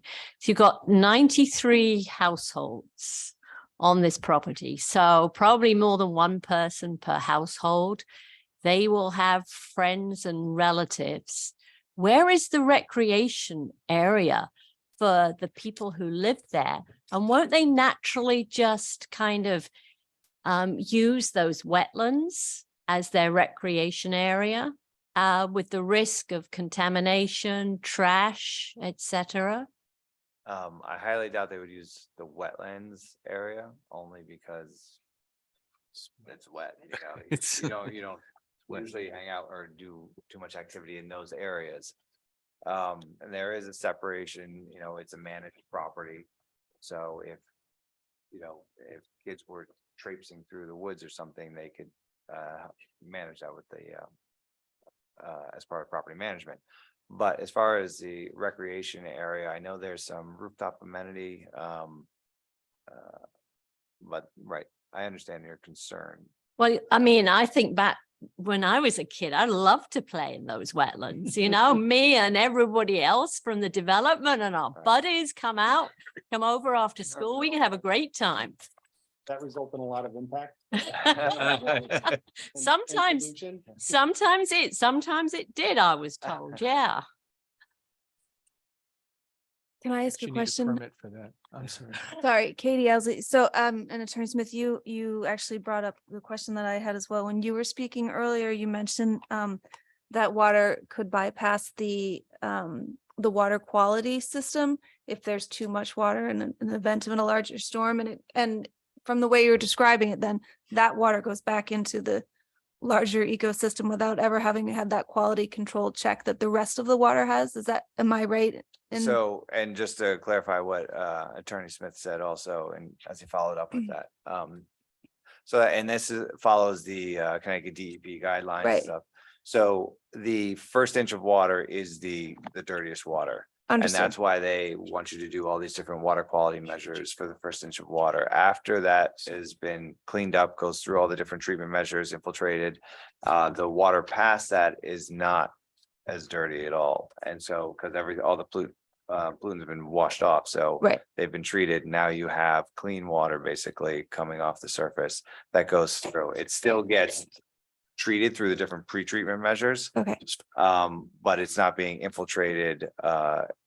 It's not all being infiltrated into the ground. So that goes to the detention system. Right. or And I sludge. understand the distinction between the first inch of water. I was just clarifying that in fact is the case, that some of that water then bypasses that system. And then my question to you is, in your experience, how does that happen in a system once a year, or how often does that happen? That happens more than once a year. So the I don't know the exact number. Bill might be able to help me out, but the 1 year event, which is 2+ inches of rain. So the first inch of water is about, what do they say, like 80% of your rainstorms, so 90% of your rainstorms. So that's the majority of all your typical rain events. It's the larger ones where you have more than an inch, where the infiltration systems may fill up and you have water bypassing it. Got it. Thank you. This is Dan. How much more time do you think? We could. You we got could one more stop person? here. I think Mr. Kenny might, I don't know if you want to comment on any of the questions that we. Yeah, we want to give enough time. Have just we can go through that quickly. Sure. Because I know you want to hear, everybody would like to hear from the interveners. Yes, yeah. So what do you think, by 8:30, 8:35, you might be finished, or then get them up here, interveners? It's subject to questions. I think we could probably. Go I don't think through- you're ever going to answer all the questions. Okay, I can tell you that now, because they generate more questions, and We'll be coming and they're back. good ones. Well, yeah, you will be. Yeah, that's for sure. Yeah. Okay. Mr. Kenny. Good evening. Yeah. I'm Bill Kenny. I'm the principal of William Kenny Associates in Fairfield. I'm a professional wetland scientist, soil scientist, and landscape architect. And we submitted to you today a street sweeping and snow and ice integrated management plan. I was going to briefly review that, but before I jump into that, but I might just add a little bit more about the first flush and overflow events beyond that. I agree with Derek that 90% of the storms and the volume roughly of rain events end up being that 1 inch storm event. And studies throughout the country and even around the world have shown that if you focus on that 1 inch, that you then provide adequate treatment to protect downstream streams and wetlands and things like that. So that's why the state of Connecticut, the EPA, and states throughout the country, just about everywhere, even with different climate, different regions of the country, everyone uses that 1 inch standard. And that those are the storms that are happening very frequently. And those are the storms that affect carry the pollutants, but also are the ones that are really driving your wetland system. So those very infrequent storms they're important for flooding and for erosion and channels and things like that, but for water quality, otherwise they're not critical. And there's just been many, many studies that have demonstrated that. So with regard to the street sweeping and snow and ice management, at the last month's meeting, I mentioned to you that we were going to add an additional BMP. Derek went through all these stormwater management BMPs, the treatment train where catch basins, then the vortechnic unit, and then infiltration systems, and then a release. Well, the EPA recognizes street sweeping as a BMP, and we're proposing to add that to this project to address the increased traffic load on the site. And we're proposing to use the best equipment that's been shown through studies, and that's called a regenerative sweeper. There you have some sweepers that just have a mechanical sweeper, some have a vacuum that picks up debris, but it releases the air and many of the fine particles with it out the back of the sweeper. The regenerative sweeper is self-contained, so it just keeps reusing the same air, and it traps those very fine particles, so they're not blowing out in the wind and settling in the wetlands somewhere or in the woods or somewhere else. So we're proposing to use that type of equipment and to sweep throughout the year, generally once a week, unless there's the forecast does not call for rain that week, then it's really not critical to be doing the sweeping at that time. So we would time the sweeping then, if there's not rain forecasted for say 2 weeks, we'd time it for just to occur before the next forecasted event. So that is with regard to control of surface pollutants on a regular basis throughout the year. And then in the winter, extra management practices for snow and ice. We're really going to be using the most effective equipment, methods, and materials, and that have the least, that result in effective removal of snow and dealing with ice, while also having the least amount of effect on the environment. So we'll start with the snow management. The applicant owns and manages many properties in town and in other areas surrounding the town. So they will be doing that at this property as well. So that is to have the property professionally managed and by the owner at a commercial level rather than at a homeowner level. And they have their own staff as well as contractors that they use on a regular basis. And one method that they use is they do snow brushing, and they do that throughout a snow event where you're brushing the snow throughout the event, and someone is there on site to for the majority of storm events to prevent the snow from accumulating, and thereby in their experience they use very little de-icing. So we're going to, through very careful and intense snow removal, minimize the need for de-icing. The porous pavement further minimizes the need for de-icing. And then when it is necessary to use a de-icer, no sand will be used, which has the potential to cause sedimentation into a wetland or stream. So no sand will be used. And then we're using the most sensitive, environmentally friendly de-icing agent, calcium magnesium acetate. We've looked at a number of studies that have been completed. One in particular is done by the Carey Institute of Ecosystem Studies, and they're in Dutchess County, New York. And they have a publication just from 2019. And they had an earlier similar publication from about 10 years ago. So they updated it recently. And in their publication, they do conclude that the calcium magnesium acetate is one of the most effective and safe de-icers to use. It's not corrosive. And it has no aquatic toxicity. And if we were discharging right into a small pond, it would be an issue potentially, because it can lower dissolved oxygen in water bodies where there's not a steady flow of water. But we won't be discharging into a pond at this site. So with that said, with the That's good. management methods, materials, and equipment, using the most effective of all those, it's my professional opinion that we'll be able to avoid adversely affecting the wetland. Any quick questions at all? In that, Beth Sanford for the record, in that report that you just cited from the Carey Institute, did they study the effect of the de-icing element on wetlands?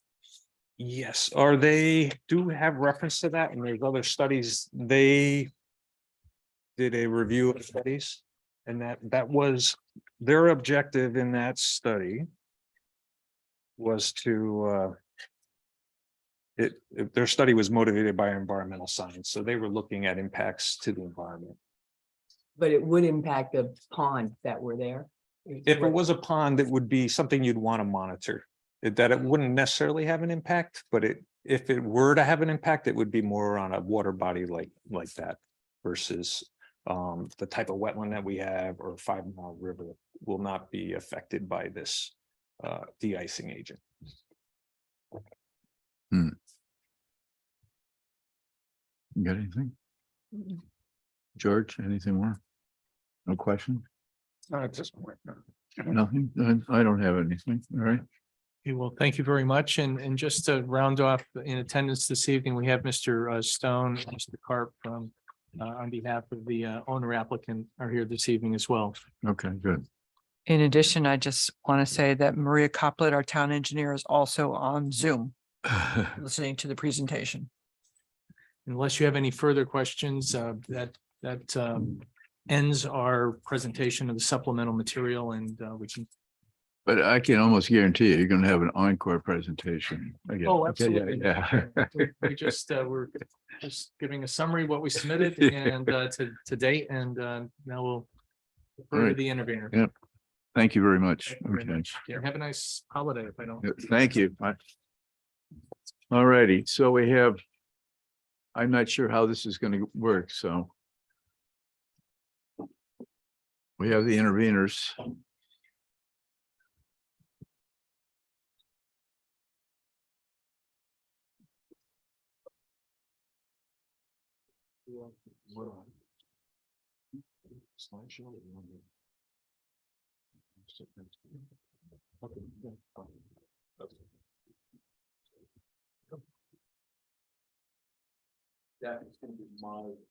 Okay, I was just gonna say who's ever, very good. Thank you. You're back up. So, Mr. Stein, you're going to Zoom on, and then you should be able to share your screen when you're ready. Oh, there you go. Voila. Okay.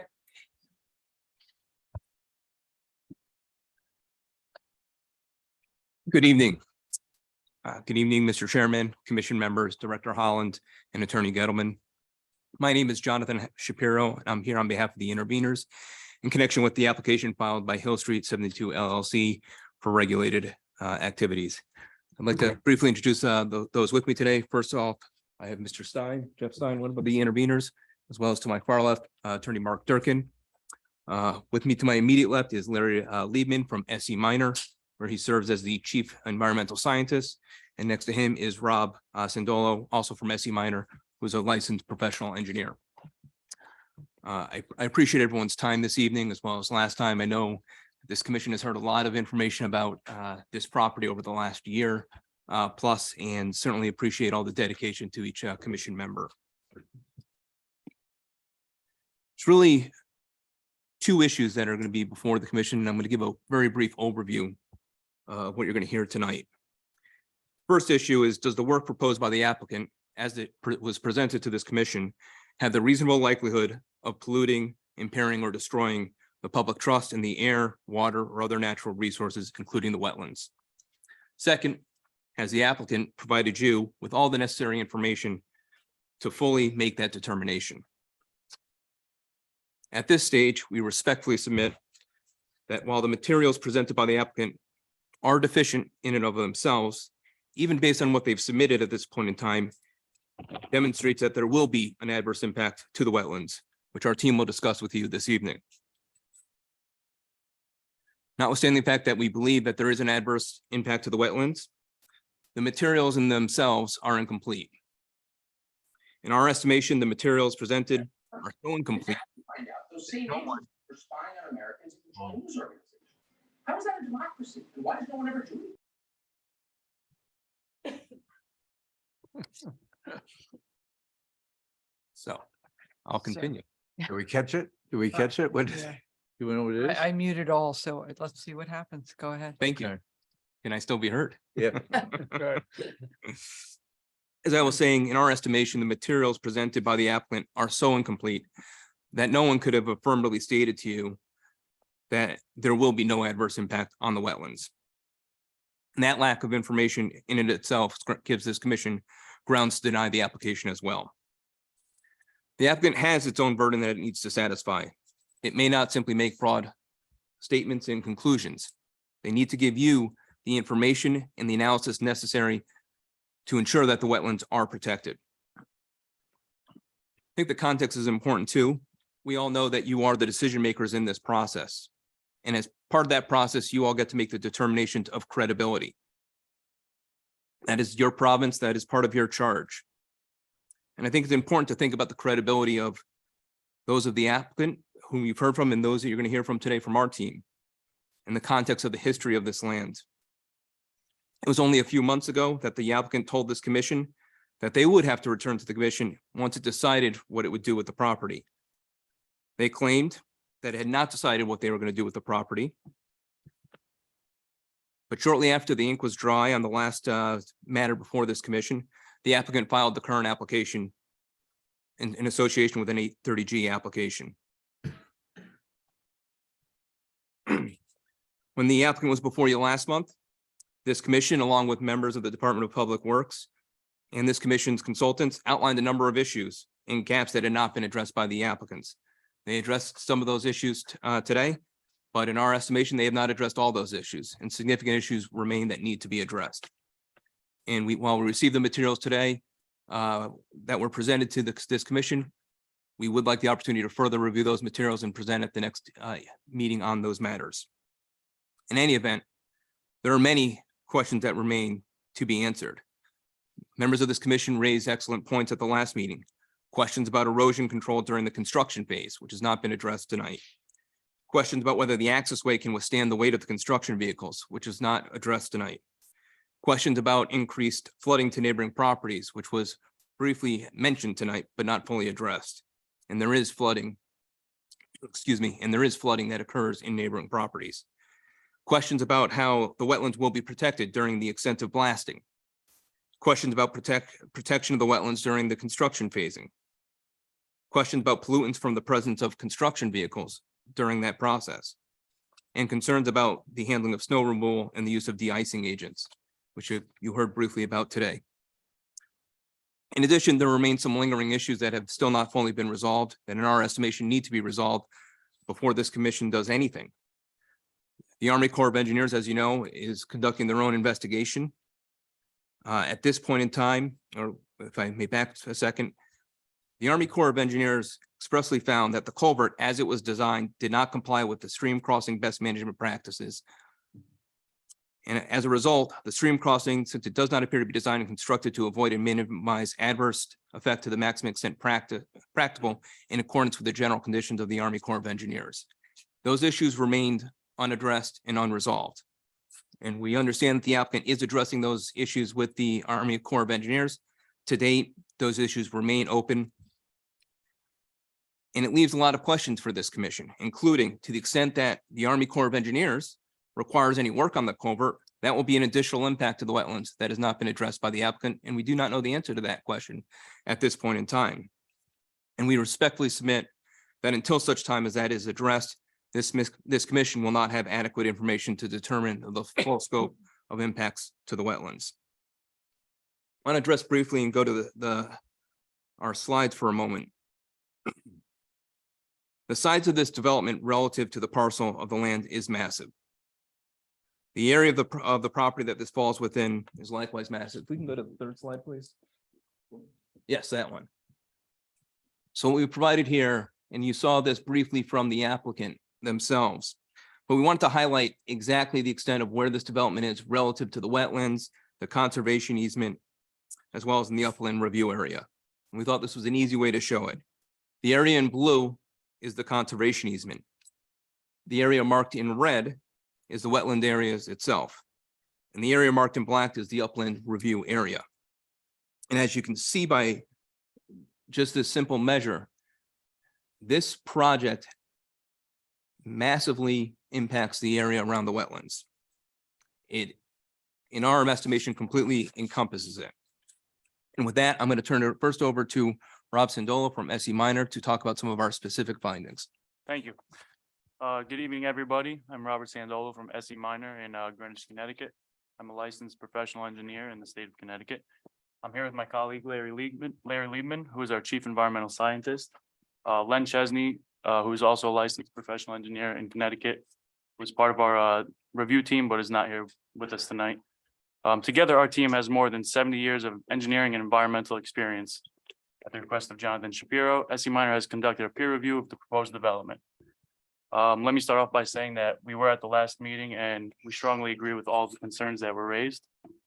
Overall, it is our professional opinion that the proposed development has significant deficiencies and that the development will have an adverse impact on the wetland and upland areas and would pose a risk to the general safety of the public. The proposed stormwater management network will not function as designed. The extensive amount of earthwork and immense rock cut will introduce significant amounts of groundwater to the surface. It is unclear whether the existing sewer main can support the anticipated increase in flows. Given the single access point and constricted nature of the parking and driveway layout, emergency vehicle access and emergency egressing are dangerously limited. There is virtually no pedestrian access to the proposed development. The proposed planting plan does not equally replace the proposed clearing and removals. And lastly, as you all know, the U.S. Army Corps of Engineers has issued a violation on the property that, to our knowledge, has not been remedied. The first topic that I'll cover in detail is stormwater. Given the area and scope of the proposed development, the failure of the stormwater network will have an adverse impact to the site's natural resources and to downstream resources. Although the approach utilized to develop the proposed stormwater network is conceptually sound, it is our professional opinion that the network will not function as designed and currently does not meet the requirements of the town of New Canaan drainage standards. We have been informed that there are existing flooding issues in the vicinity and directly downstream of the proposed development. If the stormwater network does not function as modeled or as intended, flooding conditions will be exacerbated and there will be adverse impact to natural resources. So in the stormwater runoff model for the existing condition, you can go to the next slide, please. In the stormwater runoff model for the existing condition, the flow paths chosen for the times of concentrations in drainage areas 1A and 1B were not taken from the hydraulically furthest point from the points of concern as they should be. In order to accurately assess peak flow rates, the time of concentration must be taken from the hydraulically furthest point. So, for example, the chosen path for drainage area 1B originates to the northeast of the intermittent drainage swale and flows into the swale after only 100 feet of sheet flow and 35 feet of shallow concentrated flow, ultimately generating a time of concentration of 16.9 minutes. However, we are able to calculate a significantly longer time of concentration for drainage area 1B, a flow path originating northwest of the intermittent drainage swale and flowing approximately 450 feet directly to the point of concern via sheet flow and shallow concentrated flow, produces a time of concentration upwards of 21 minutes. This would significantly decrease the peak flow rates in the existing condition. With these lower peak flow rates in the existing condition, post-development peak flow rate attenuation is not being met and further measures need to be taken. So if you look at the graphic that's on the screen, drainage area 1B, for example, is on the right. And the blue dashed line with the arrows is the flow path for the time of concentration as modeled in the submitted report. And that gives you the 16.9 minutes. So what you're able to do is show that there's a longer flow path. If you begin your flow path to the left of the swale, you're able to, run a drop of water from the furthest point in the watershed down to the point of concern and come up with a time of concentration over 21 minutes. And like I said, what that does is decrease peak flow rates in the existing condition, thereby making it more difficult to meet peak flow rates in the proposed condition. If we can go to the next slide, please. And same scenario for the watershed that was on the left as well. Here we see, this is just a summary of what I just described. So in table 1, these are the peak flow rates as modeled in the existing and proposed condition. So let's just look at the 10-year design storm, for example. The applicant was showing that they're decreasing peak flow rates to the wetland by 0.3 CFS. So then moving on to table 2, you can see in the 10-year design storm, after accounting for the longer time of concentration, the peak flow rate is actually 0.51 CFS lower in the existing condition. So then moving on to table 3, you can see in the 10-year design storm that you have an actual increase of peak flow by the difference of 0.21 CFS. And just for to put things into perspective, 0.21 CFS is equal to 94 gallons per minute. It's a little bit of a more tangible measure. In addition to the peak flow increases to the wetlands, the submitted drainage model shows an increase of outflow from the wetlands through the existing 15-inch culvert. This does not include the additional increases in peak flow rate that we just covered. So it could potentially be even more. An increase of outflow from the wetlands will exacerbate existing flooding conditions and will impact downstream resources. And table 4 on this slide shows that exactly. So as submitted, again, in the 10-year design storm, they're showing an increase of peak flow rate by 0.48 CFS or 215 gallons per minute. And that's as submitted, not accounting for further increases from the time of concentration. In addition to the increases of peak flow, test holes on site show that the groundwater table ranges from 3 to 6 feet deep and is proposed to cut more than 30 feet on the eastern side of the proposed building. These conditions will result in groundwater exfiltrating through the proposed rock cut and ultimately discharging into the wetlands as surface runoff as opposed to the natural flow of clean groundwater. As you are aware, surface water generally contains a higher concentration of pollutants than groundwater and therefore is more likely to cause damage to the wetlands. My colleague Larry Liebman will get into a little bit more detail on that later. In addition to this, the exfiltrated groundwater will further contribute to peak flow rates and volumes of runoff that are not accounted for in the drainage model. Moving to the western side of the proposed development, it is proposed to infiltrate runoff behind the large retaining wall. So for example, again, the 10-year design storm. In the 10-year design storm, the applicant is proposing to infiltrate upwards of 8,000 cubic feet of runoff behind the 9-foot retaining wall in some places.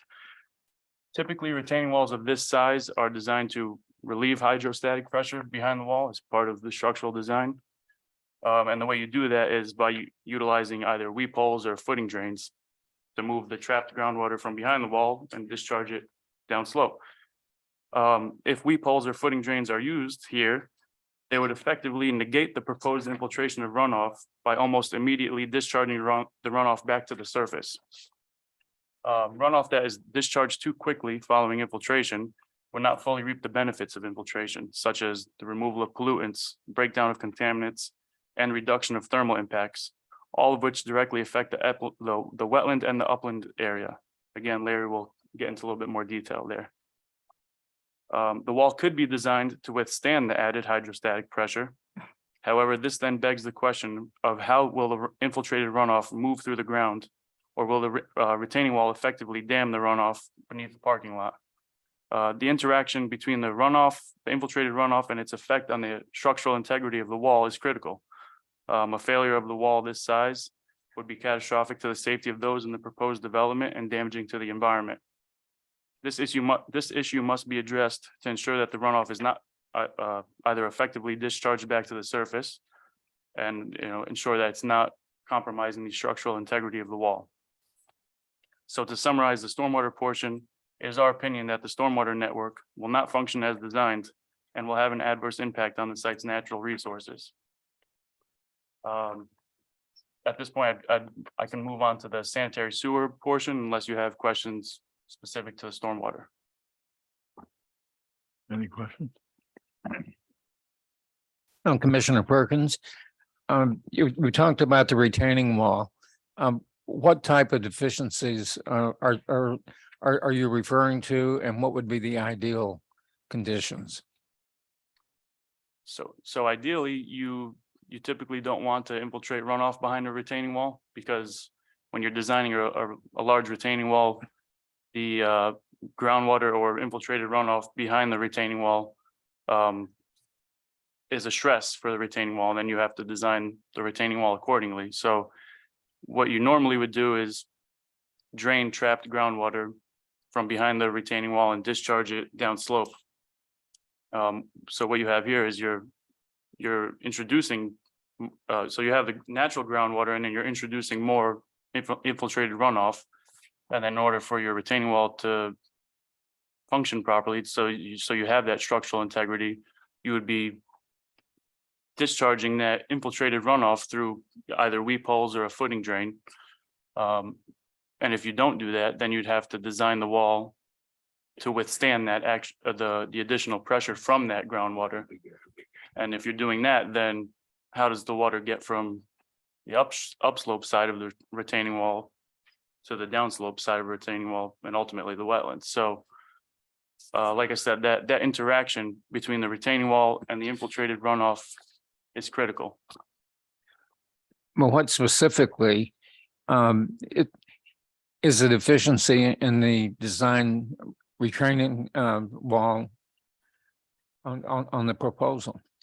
So at this point, it's unclear how those two components will work in concert. I haven't seen a structural detail for the retaining wall. And if the structural detail were to have either weep holes or footing drains, for example, then my question would be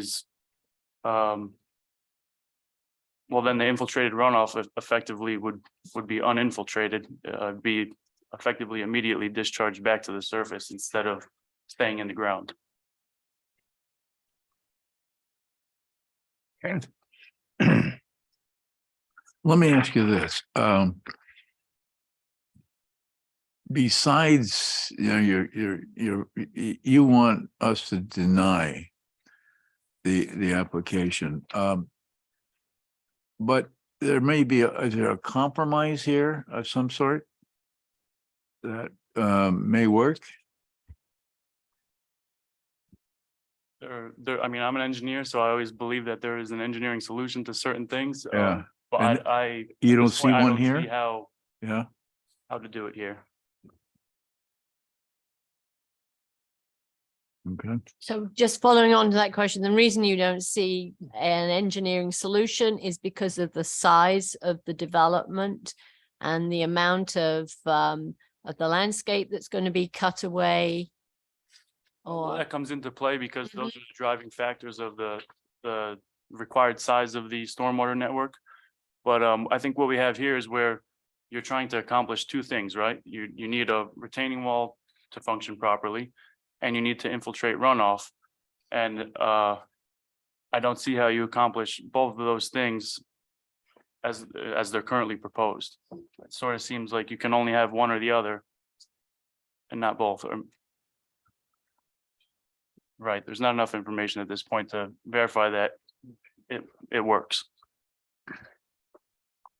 so in your professional view, is there a risk that the retaining wall could fail, collapse? If not properly designed, yes. But at this point, I haven't seen structural detail Mm-hmm. and how that's going to work with the infiltration of runoff directly behind it.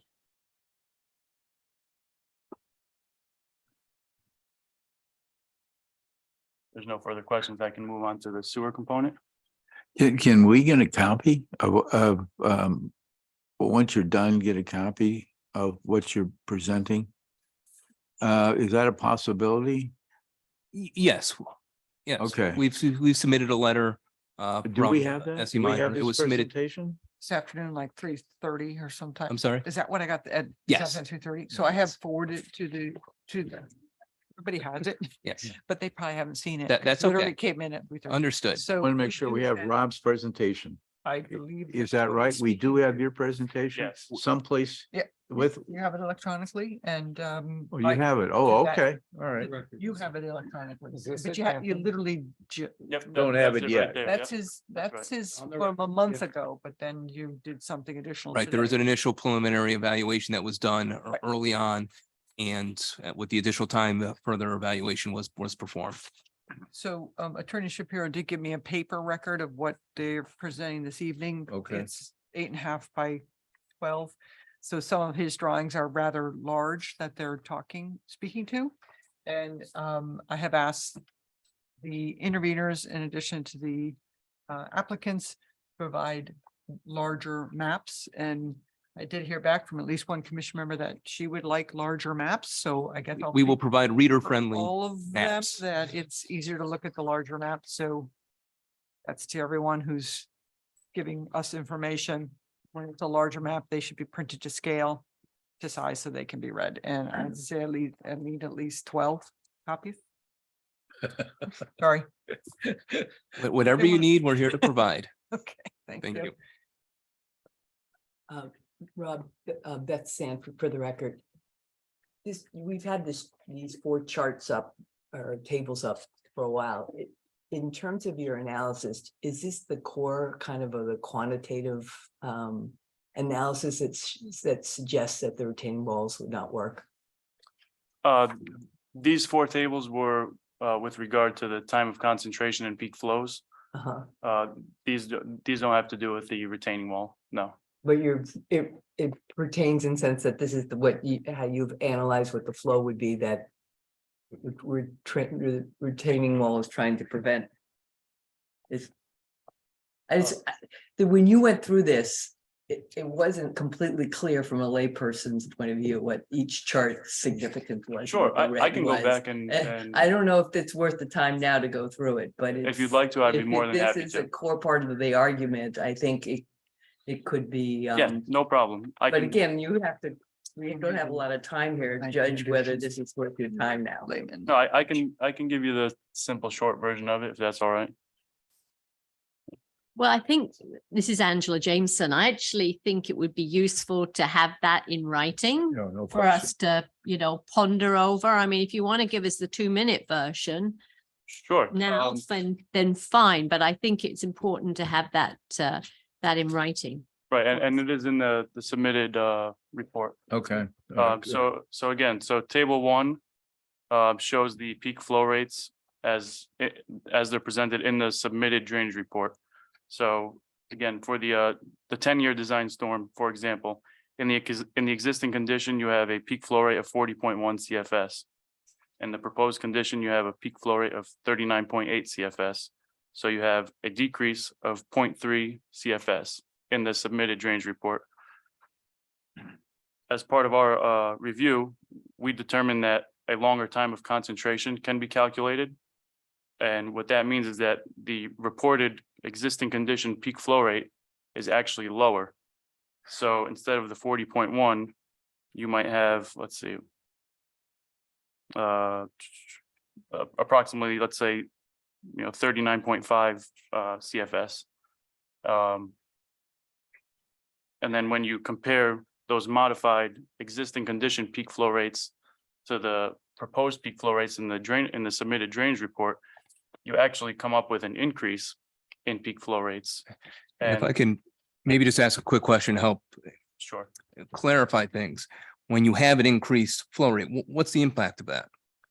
Right, so when you have an increase in peak flow rate, you're going to exacerbate flooding conditions, and then you're going to increase erosion and sedimentation to that point of concern and through that point of concern. So ultimately, that's what we're talking about here. So you have more in your report now that you wanted to talk to us? You just summarize what the rest of the report is about. Is that right? Right, so Okay. that portion was specifically about the stormwater design. Yeah. And the next section is about the sanitary sewer Oh, connection. what do we got? We're gonna have to go longer than probably 9:30, but You can decide. okay. What? That stormwater section is probably the longest section. Is that right?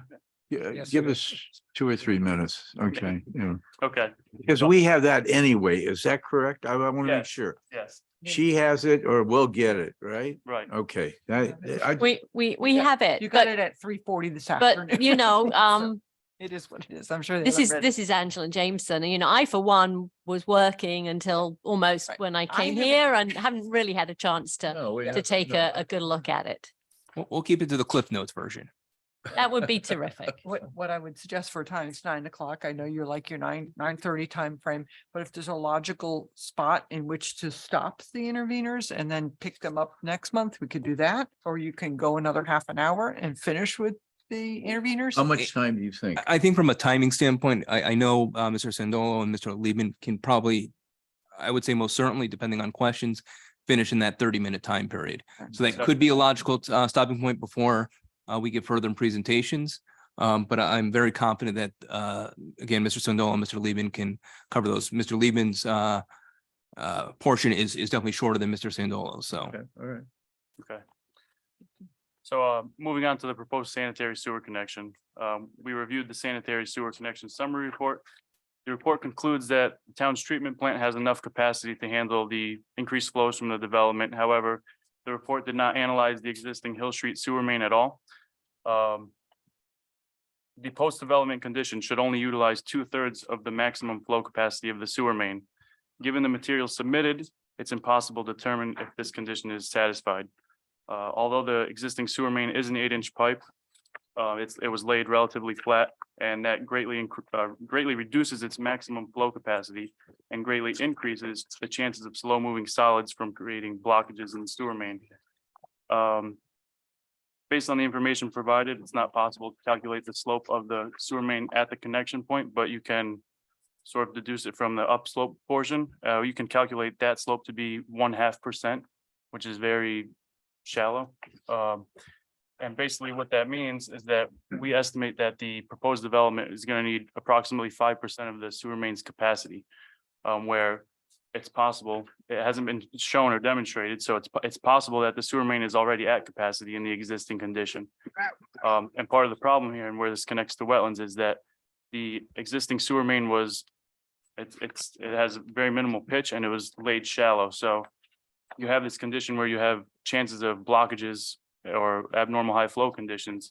And with a shallow sewer main, you run the risk of overtopping manholes under certain conditions. And if that were to happen here, you'd have raw sewage flowing directly into the wetlands adjacent to Hill Street. Moving on to construction phasing and erosion control.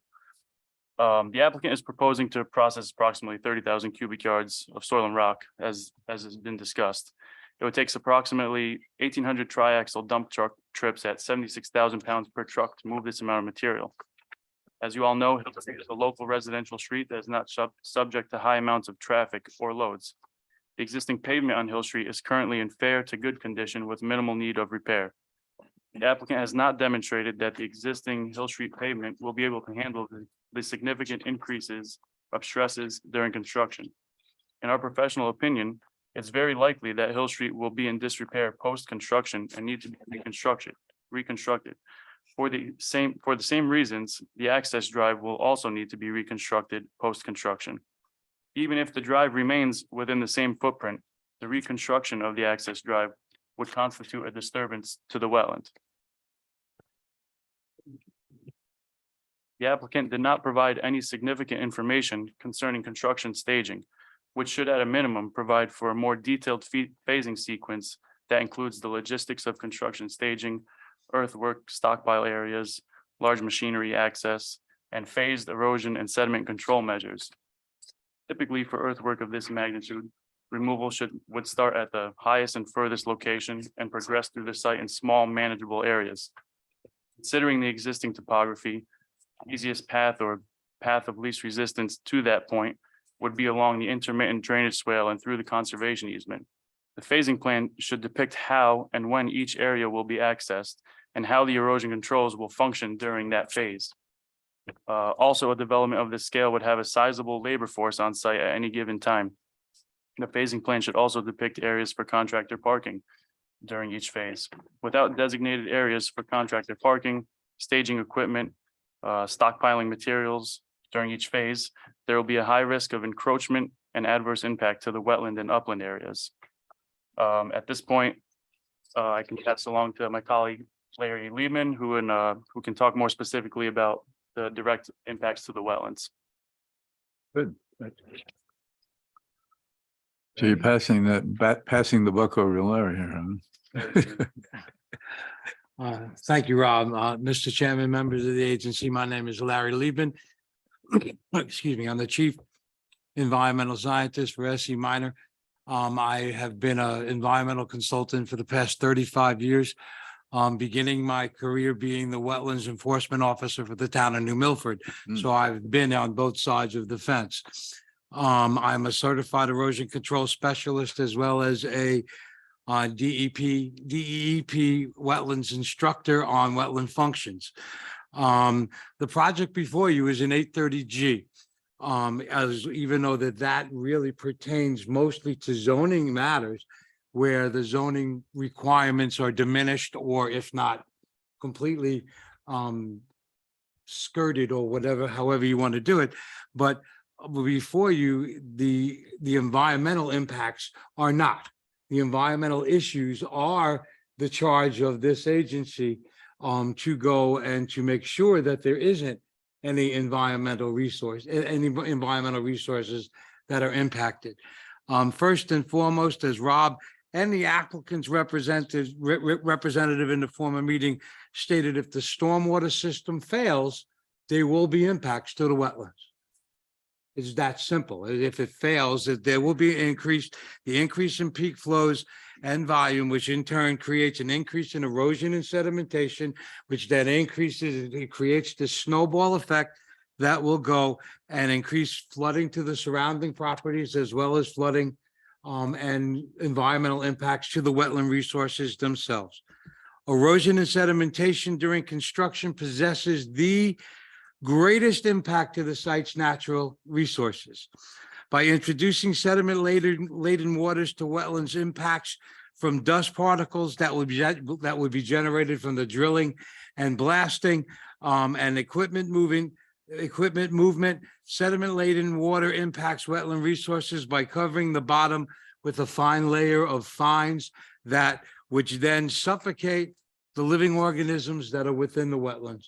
And if during construction, the displacement of wildlife that not only uses the wetlands, but also the upland area they'll be displaced. Post-construction impacts include the introduction of total suspended solids into the natural environment. These contaminants include petroleum products, heavy metals, and other forms of pollution that come off of cars. The town drainage manual requires that 80% of the total suspended solids be captured. What my concern is and what your concern should be is what about that 20%? And by example, let's say 100 gallons of petroleum product are introduced into the system. The system that is designed is capturing 80%. That means 20 gallons of petroleum products get introduced that go through the system and make it into the wetland areas. And is that an acceptable number? You can ask for something that does greater pollution retention. We all know that wetlands are natural pollution sinks, but every wetland and every piece of property has a certain carrying capacity that there's a tipping point that once you get it, then it's done. It's impacted. The proposal indicates that the development is surrounded by ledge, rock, and wetlands. There's going to be a sheer rock face on the north side, a wetland, and walls around the rest of it.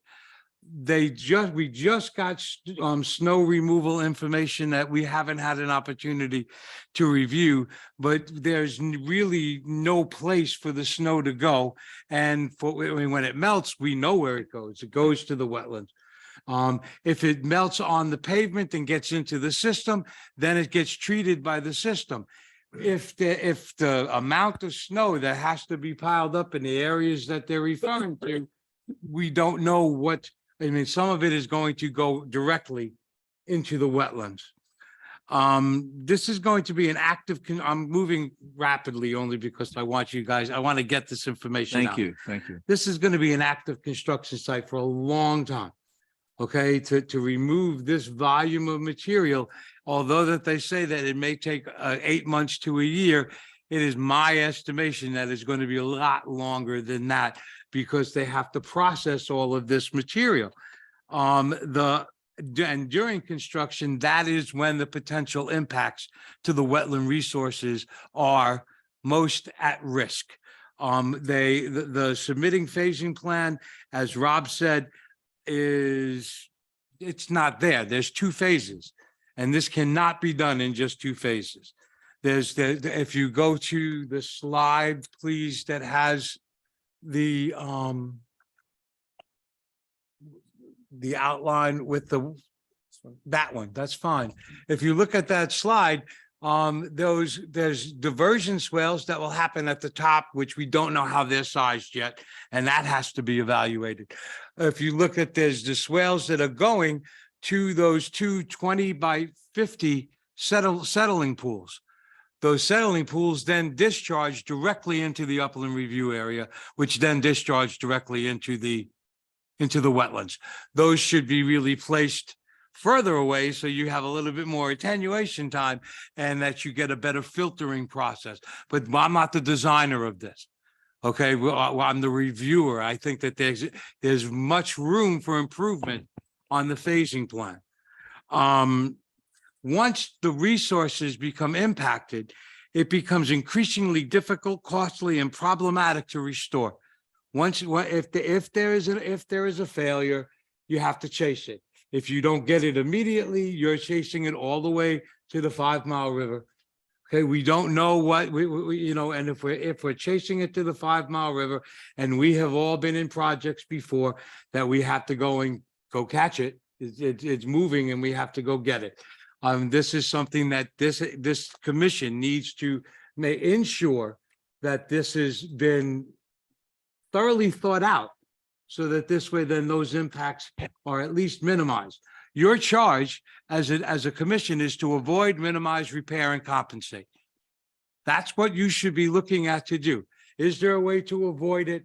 Is there a way to minimize it? Is there something's being impacted? How do we fix it? And then how do we make it better in the long run? Okay, I'm not here to say whether or not this project is a good project or a bad project. I'm here to say that what you have before you, there isn't enough information to make that determination at this time. I'm going to continue. In 2014, this commission granted a 14-foot wide driveway, 14-foot wide paved driveway. In 2018, you then reapproved the 16-foot wide driveway. The applicant is now asking for a 20-foot way. We're moving up in these increments, as we can see. The lack of pedestrian access, the lack of, we don't know what the Army Corps of Engineers is going to say, you have to make this bigger, you have to fix it, you have to do it. Those are all potential impacts that could happen. I'm not saying that, these are all things that need to be addressed and looked at and determined by you. You are the ones that have to determine whether or not this is an acceptable impact to the resources that you're charged with protecting. These are, although they've already been approved, you really need to go and figure out whether or not that this project meets the feasible and prudent alternative test as well. This is a public hearing. Okay, it is by statute. If there is something that is going to cause, if there is a design that is going to cause less of an impact to the resources, albeit we don't know what they are, that's the alternative that you must do. You also must consider a no-build alternative. That's part of the feasible and prudent alternative test. In my experience, that is in every public hearing, that is something that needs to be thoroughly reviewed and dealt with. The tree removal that happens and the earthwork are significantly less for the 2-lot subdivision than it is for the 93 unit the 93 unit development. You've already approved the 2-lot subdivision. As far as alternatives are concerned, it's kind of almost like a no-brainer. What Rob brought up before about the groundwater exfiltration and ultimately discharging, we call that short circuiting.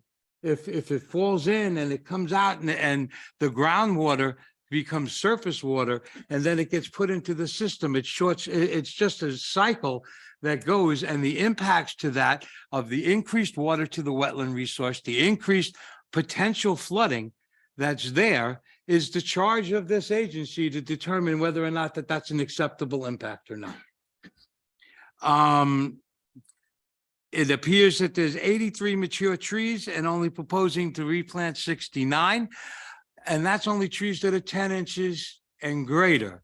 Let's start talking about the 6 to 8 inches, and we have hundreds of tree removal to cause this. That alone, with the rock cut, creates a microclimate change that is an impact not only to the wetlands, but to the rest of the community and the rest of the surrounding environment. All of these factors and uncertainties as outlined pose a risk to the residents and to the natural resources and ultimately the 5 Mile River where this all drains to. We talked about the U.S. Army Corps of Engineers. That is just a wild card. It really is. And then this agency has already requested where do they recreate and how do we move people. We didn't get involved. We didn't talk about the fire safety and what happens.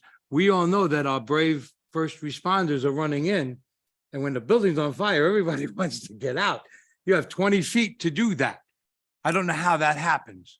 I don't know how you get in that northeast corner. I don't know how you get a ladder truck in there to battle the fire. I mean, those are issues that are planning and zoning issues and not necessarily wetland issues, but you need to be aware of those situations.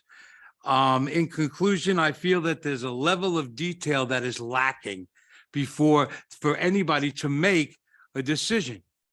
I am not saying that this is a good development, a bad development.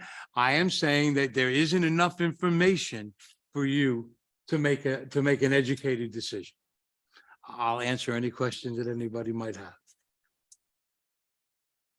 When you say, this is Dan, that the Army Corps of Engineers is a wild card, what do you mean by that? They can, the Army Corps of Engineers issued a cease and desist, correct? It's a decision. They issued a cease and desist on the property, on the project. They want to review it. The Army Corps of Engineers can go, the Army Corps of Engineers has stated in their correspondence that I've read that that it wasn't built to their standards. Now, what their standards are and what they're going to require to make it hit that mark, we don't know because we haven't heard from them. You don't know because you haven't heard from them. And if they say, okay, we don't want the crossing to be, or we don't want that area to be at the 16-foot, which is what the applicant was talking about, that we really needed to be 25 feet. We needed to be, I don't know. I am not the reviewing agency for the Army Corps of Engineers. Without that information, you don't know. Without that information, it's important that you do know. That's all I'm saying about that. Got it. Okay. Anything else? Yeah, I'm sorry. this is Angela Jameson. So we know there are wetlands. How important are they? I mean, are they high functioning wetlands? Why does it matter? Wetlands are the kidneys of the planet. Okay, without wetlands, the water that you drink is not going to be clean. Without wetlands, you're not going to have biodiversity that everybody is looking for to have.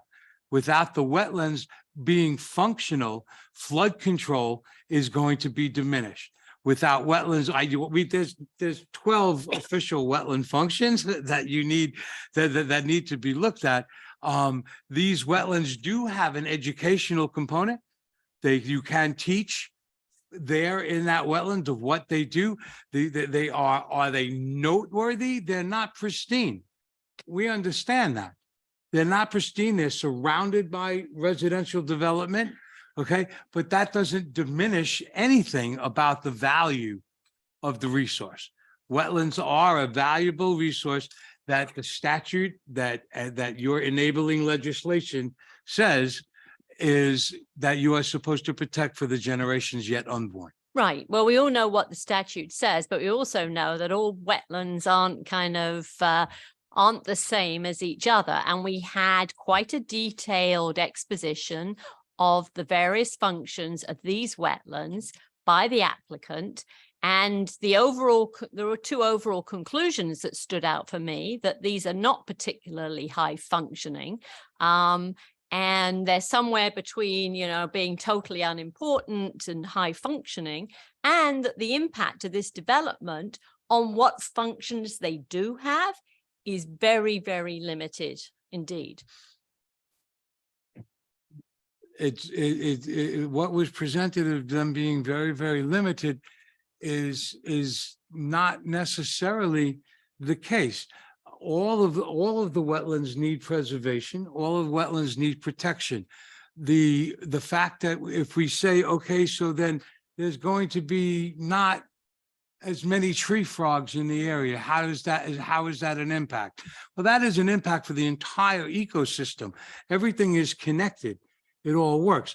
Whether to say, okay, to say that something is in high functioning doesn't make it less worthy, and doesn't make it that you should be making it better and making it function even better than what it is.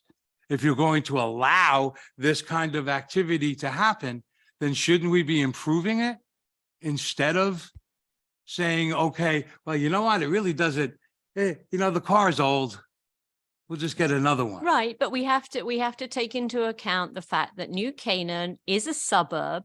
It's pretty densely, developed already. Yeah. It's not a rural area where, as you say, you have, pristine wetlands, swamps that are doing all kinds of wonderful things. Why is it important that the kind of wetlands that we see here on this site are maintained here in New Canaan, given the kind of characteristics of the town as it is? Well, this is in the watershed of the 5 Mile River, which is an urban impacted watercourse. Okay. And so what you're just saying is that if we don't protect it, or we give minimal protection, or we allow impacts to happen there, that it's okay that we can become like Norwalk. That we can take that part of the 5 Mile River that's down in the lower reach of Norwalk that is very badly impacted, and then we're going to make it, and we're going to have the creep upward. That is your charge. Whether or not the wetlands are functioning in such a fashion that it's the best thing that's ever happened or not, there's still a natural resource. It's still a buffer that's there. That is your charge of maintaining and keeping it in whatever state that it is. You shouldn't be allowing it to become worse.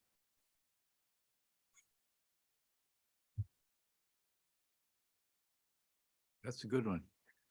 Any other question? I'm sorry. Yeah, Beth Sanford here.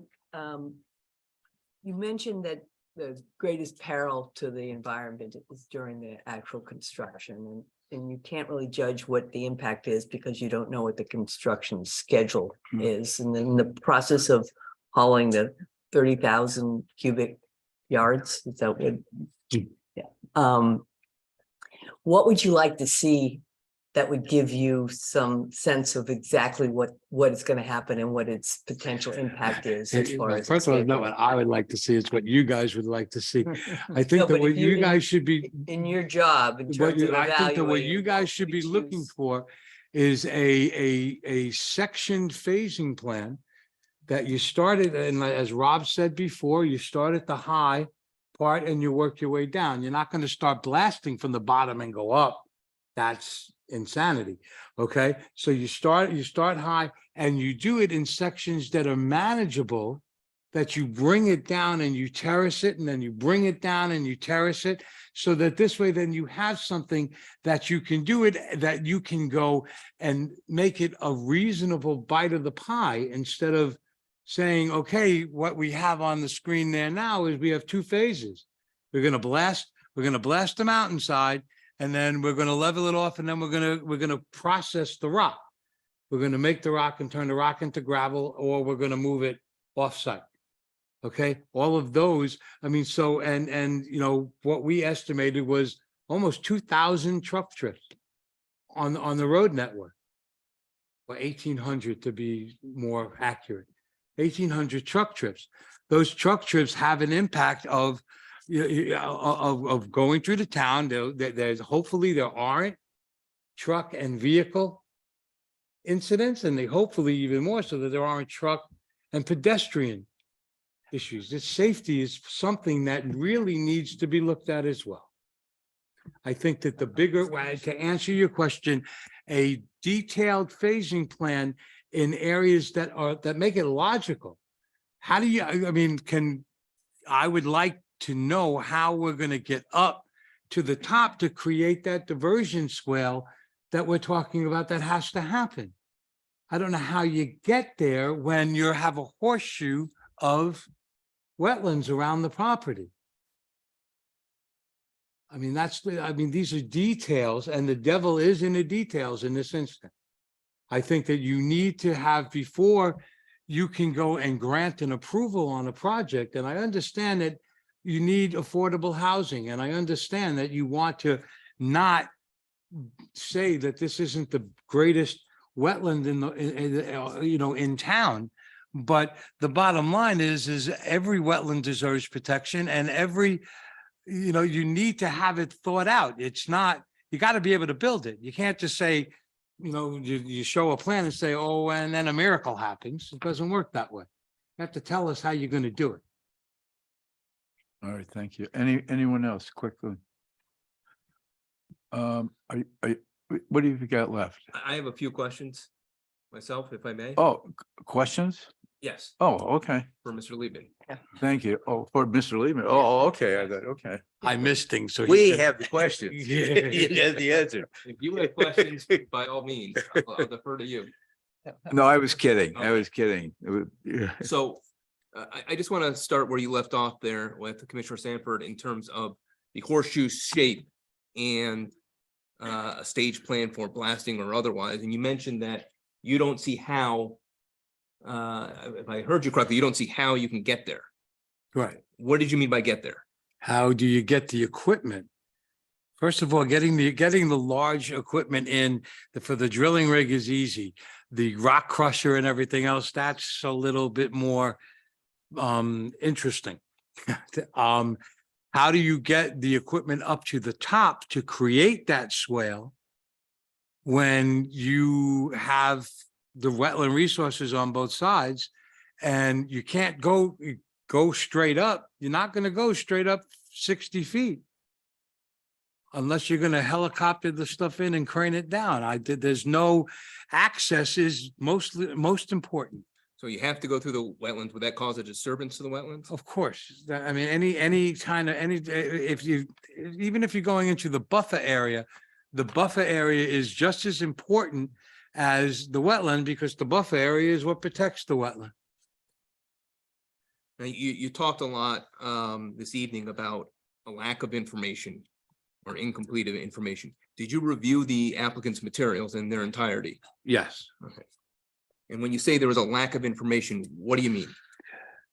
Well, there isn't enough information, like for our engineering staff to go and look at the retaining walls. We don't know what that is.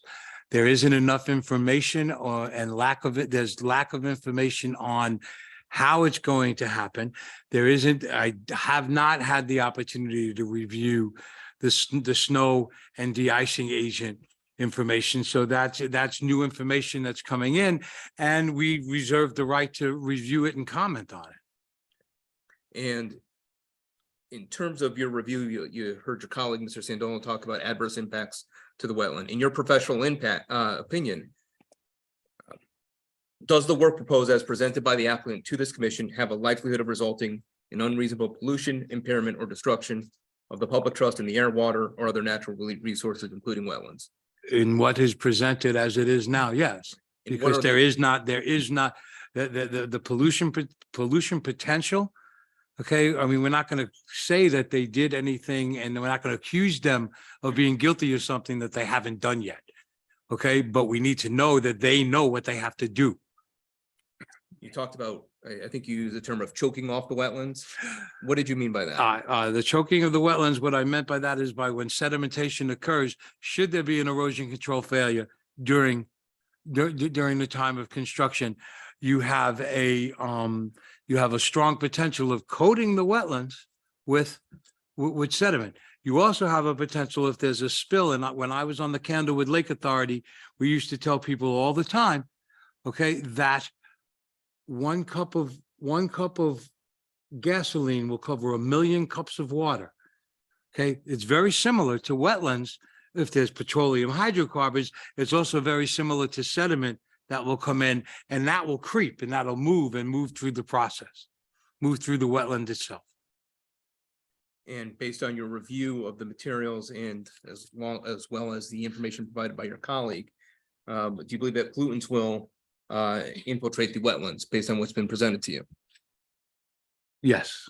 What types of pollutants are those? We talked about that. Again, is that 20% of the total suspended solids that aren't captured through the filtering process? Is that acceptable? And as I stated earlier, there is a carrying capacity of what the wetlands can actually do. And then once that's met, then it turns then it's just destroyed. And to get it back, the pollution is petroleum hydrocarbons, heavy metals, silt and sediment from if the stormwater system does not work appropriately.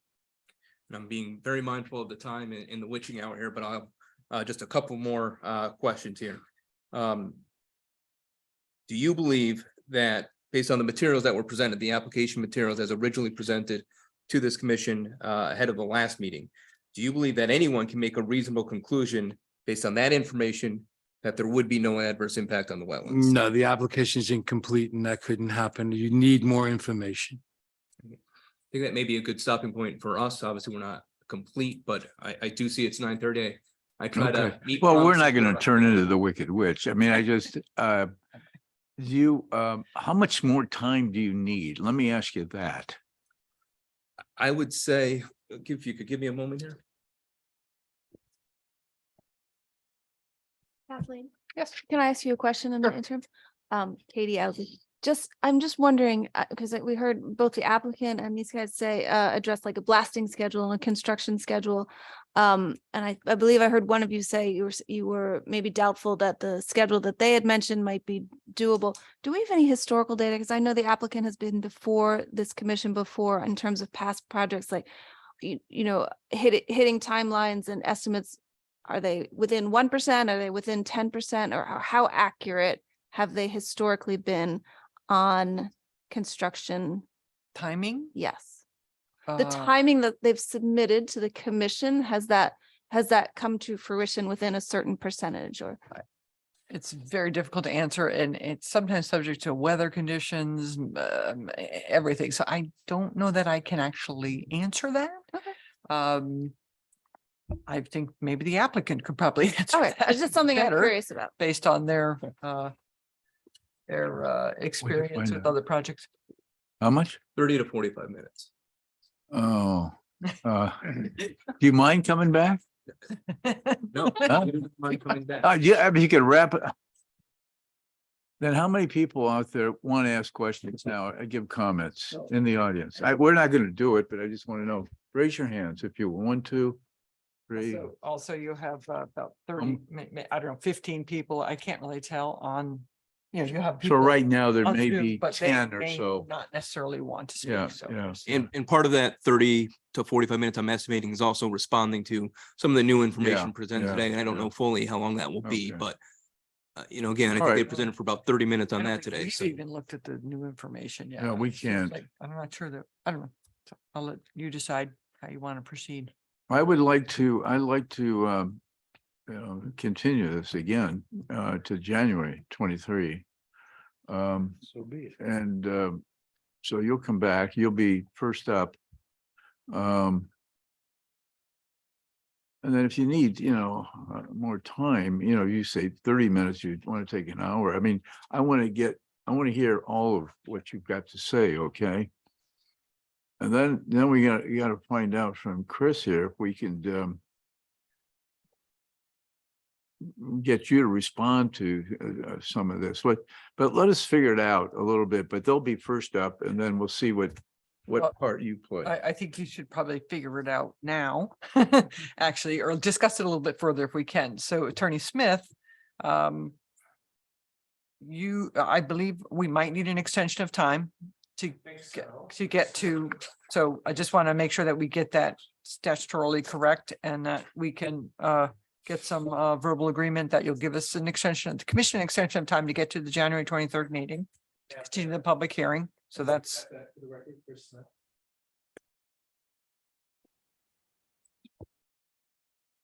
You're good? Is that okay? Yes, that works. January 23rd? Yes. Okay, and then also for any additional information, as you can see, we're getting information late the night of a meeting. It's really not very great for anyone. You did a great presentation, everyone, but literally no one's had a chance to read anything. They do read. We all do read everything you do supply us. So if there were a lot of things that were raised this evening that perhaps you heard, you have it now, you know what, and the commission has also asked questions on those things that the interveners have raised. So replies, game plan, whatever you guys are going to plan to do, it'd be great to have it prior to January 23rd. I guess that's all I can say. And then as far as the information that's been submitted thus far from both parties, there are large maps in that material. The commission members would, at least I heard from a few of them, they would like to have actually the bigger paper records, so then I can distribute that to them and they can actually read the information. They do have it electronically, but it's sort of difficult to navigate a map. And that's all I have, unless there's something else. I was just going to make a suggestion, and perhaps people will hate this, but should we consider perhaps starting earlier, let's say 6 p.m., so that we can get through the amount of material that there's going to be for the 23rd of On a January? temporary basis, maybe we should. Yep, I Just for this, but we don't have any applications in January, right? Yeah, George No. Perkins here. I was just going to bring that up. We don't have any applications for January at this point, but at our last meeting, we didn't, and then one came up. But it would seem that we are at a logical stopping point and then can stop again and start again. It was like drinking from a fire hose, trying to take notes as you were going along, and I did have a number of things that I jotted down, but I would like to reflect on them so that I'm not trying to worry about getting home. And I would like to be able to, to lay this out and then come back with, with some logical suggestions. So my feeling is that we are at a good point to break, and we would have the time in January, and if we do have something, maybe we could move the meeting back. I have no objection to that. Well, it just seems to me that we don't want either the applicant or the interveners or the commission itself feeling kind of rushed and hurried. That's true. And because this is Sure. complicated material, and Yeah, you yeah. need to spell it out in real simple terms for us folk. And, on the one hand, you're trying to rush through because you're going to meet the time constraints. On the other hand, it's important that we get all this information. Also, you need to hear from the public. This is. a Yeah, public hearing, so absolutely. you need to Yeah. have time for the public. If we do start at 6 p.m., I'll just schedule it as a special meeting and then go into the regular time scheduled meeting, because our meetings start at 7. That's our regularly scheduled meeting. So I'll work that detail out. But I don't know what's the general consensus for commission members, 6 p.m. Dan, I don't have a problem with that. 6 p.m. Anybody? Is not. is that a no George, or okay? yes? No, we're Oh, look, let's go. we will start whenever you want to start. Whatever you want to do. How about breakfast? No, no, I'm kidding. How do you like your coffee? Because the time constraints with the statute and closing Right. hearing and whatnot. We do have to hear from the consultants, the commissioners. Yes. Consultants again. and we'll Uh, have to do a comprehensive right. rebuttal at that point, obviously. Right, so we also have to build that into it as well. Our two consultants should be also presenting their information. Also, just from a legal perspective, I just wanted to make sure that if it's going to be continued to the 23rd at 6 here, that we just make that announcement if we could.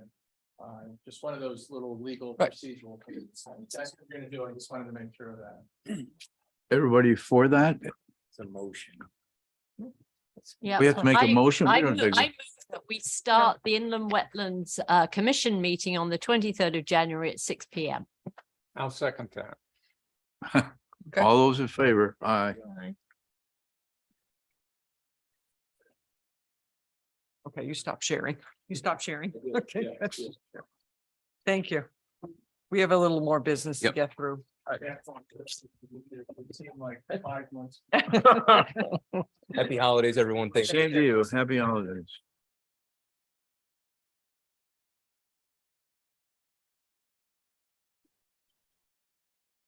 All righty, where are we here? So we'll continue the public hearing until January 23rd. Agent report, administrative actions, staff report. You have two things here. Two items were reviewed and approved over the last month. And if you just want to take a minute to read those two items, if you have any questions, let me know.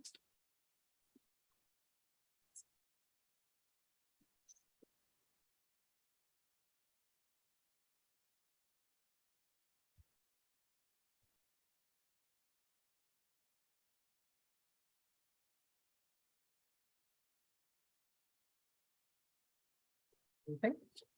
Oh, it's on. Yeah. Okay. Well, that's the only one. All Any- right. Yep, I think it's fine. That's it. So now you're ready to adjourn. Any other business, new business, any, want to talk about anything? Okay, can I have a motion to adjourn? I'll move. So move. I'll second. All right, all those in favor? Aye. Aye, thank you. We'll see you on the 23rd.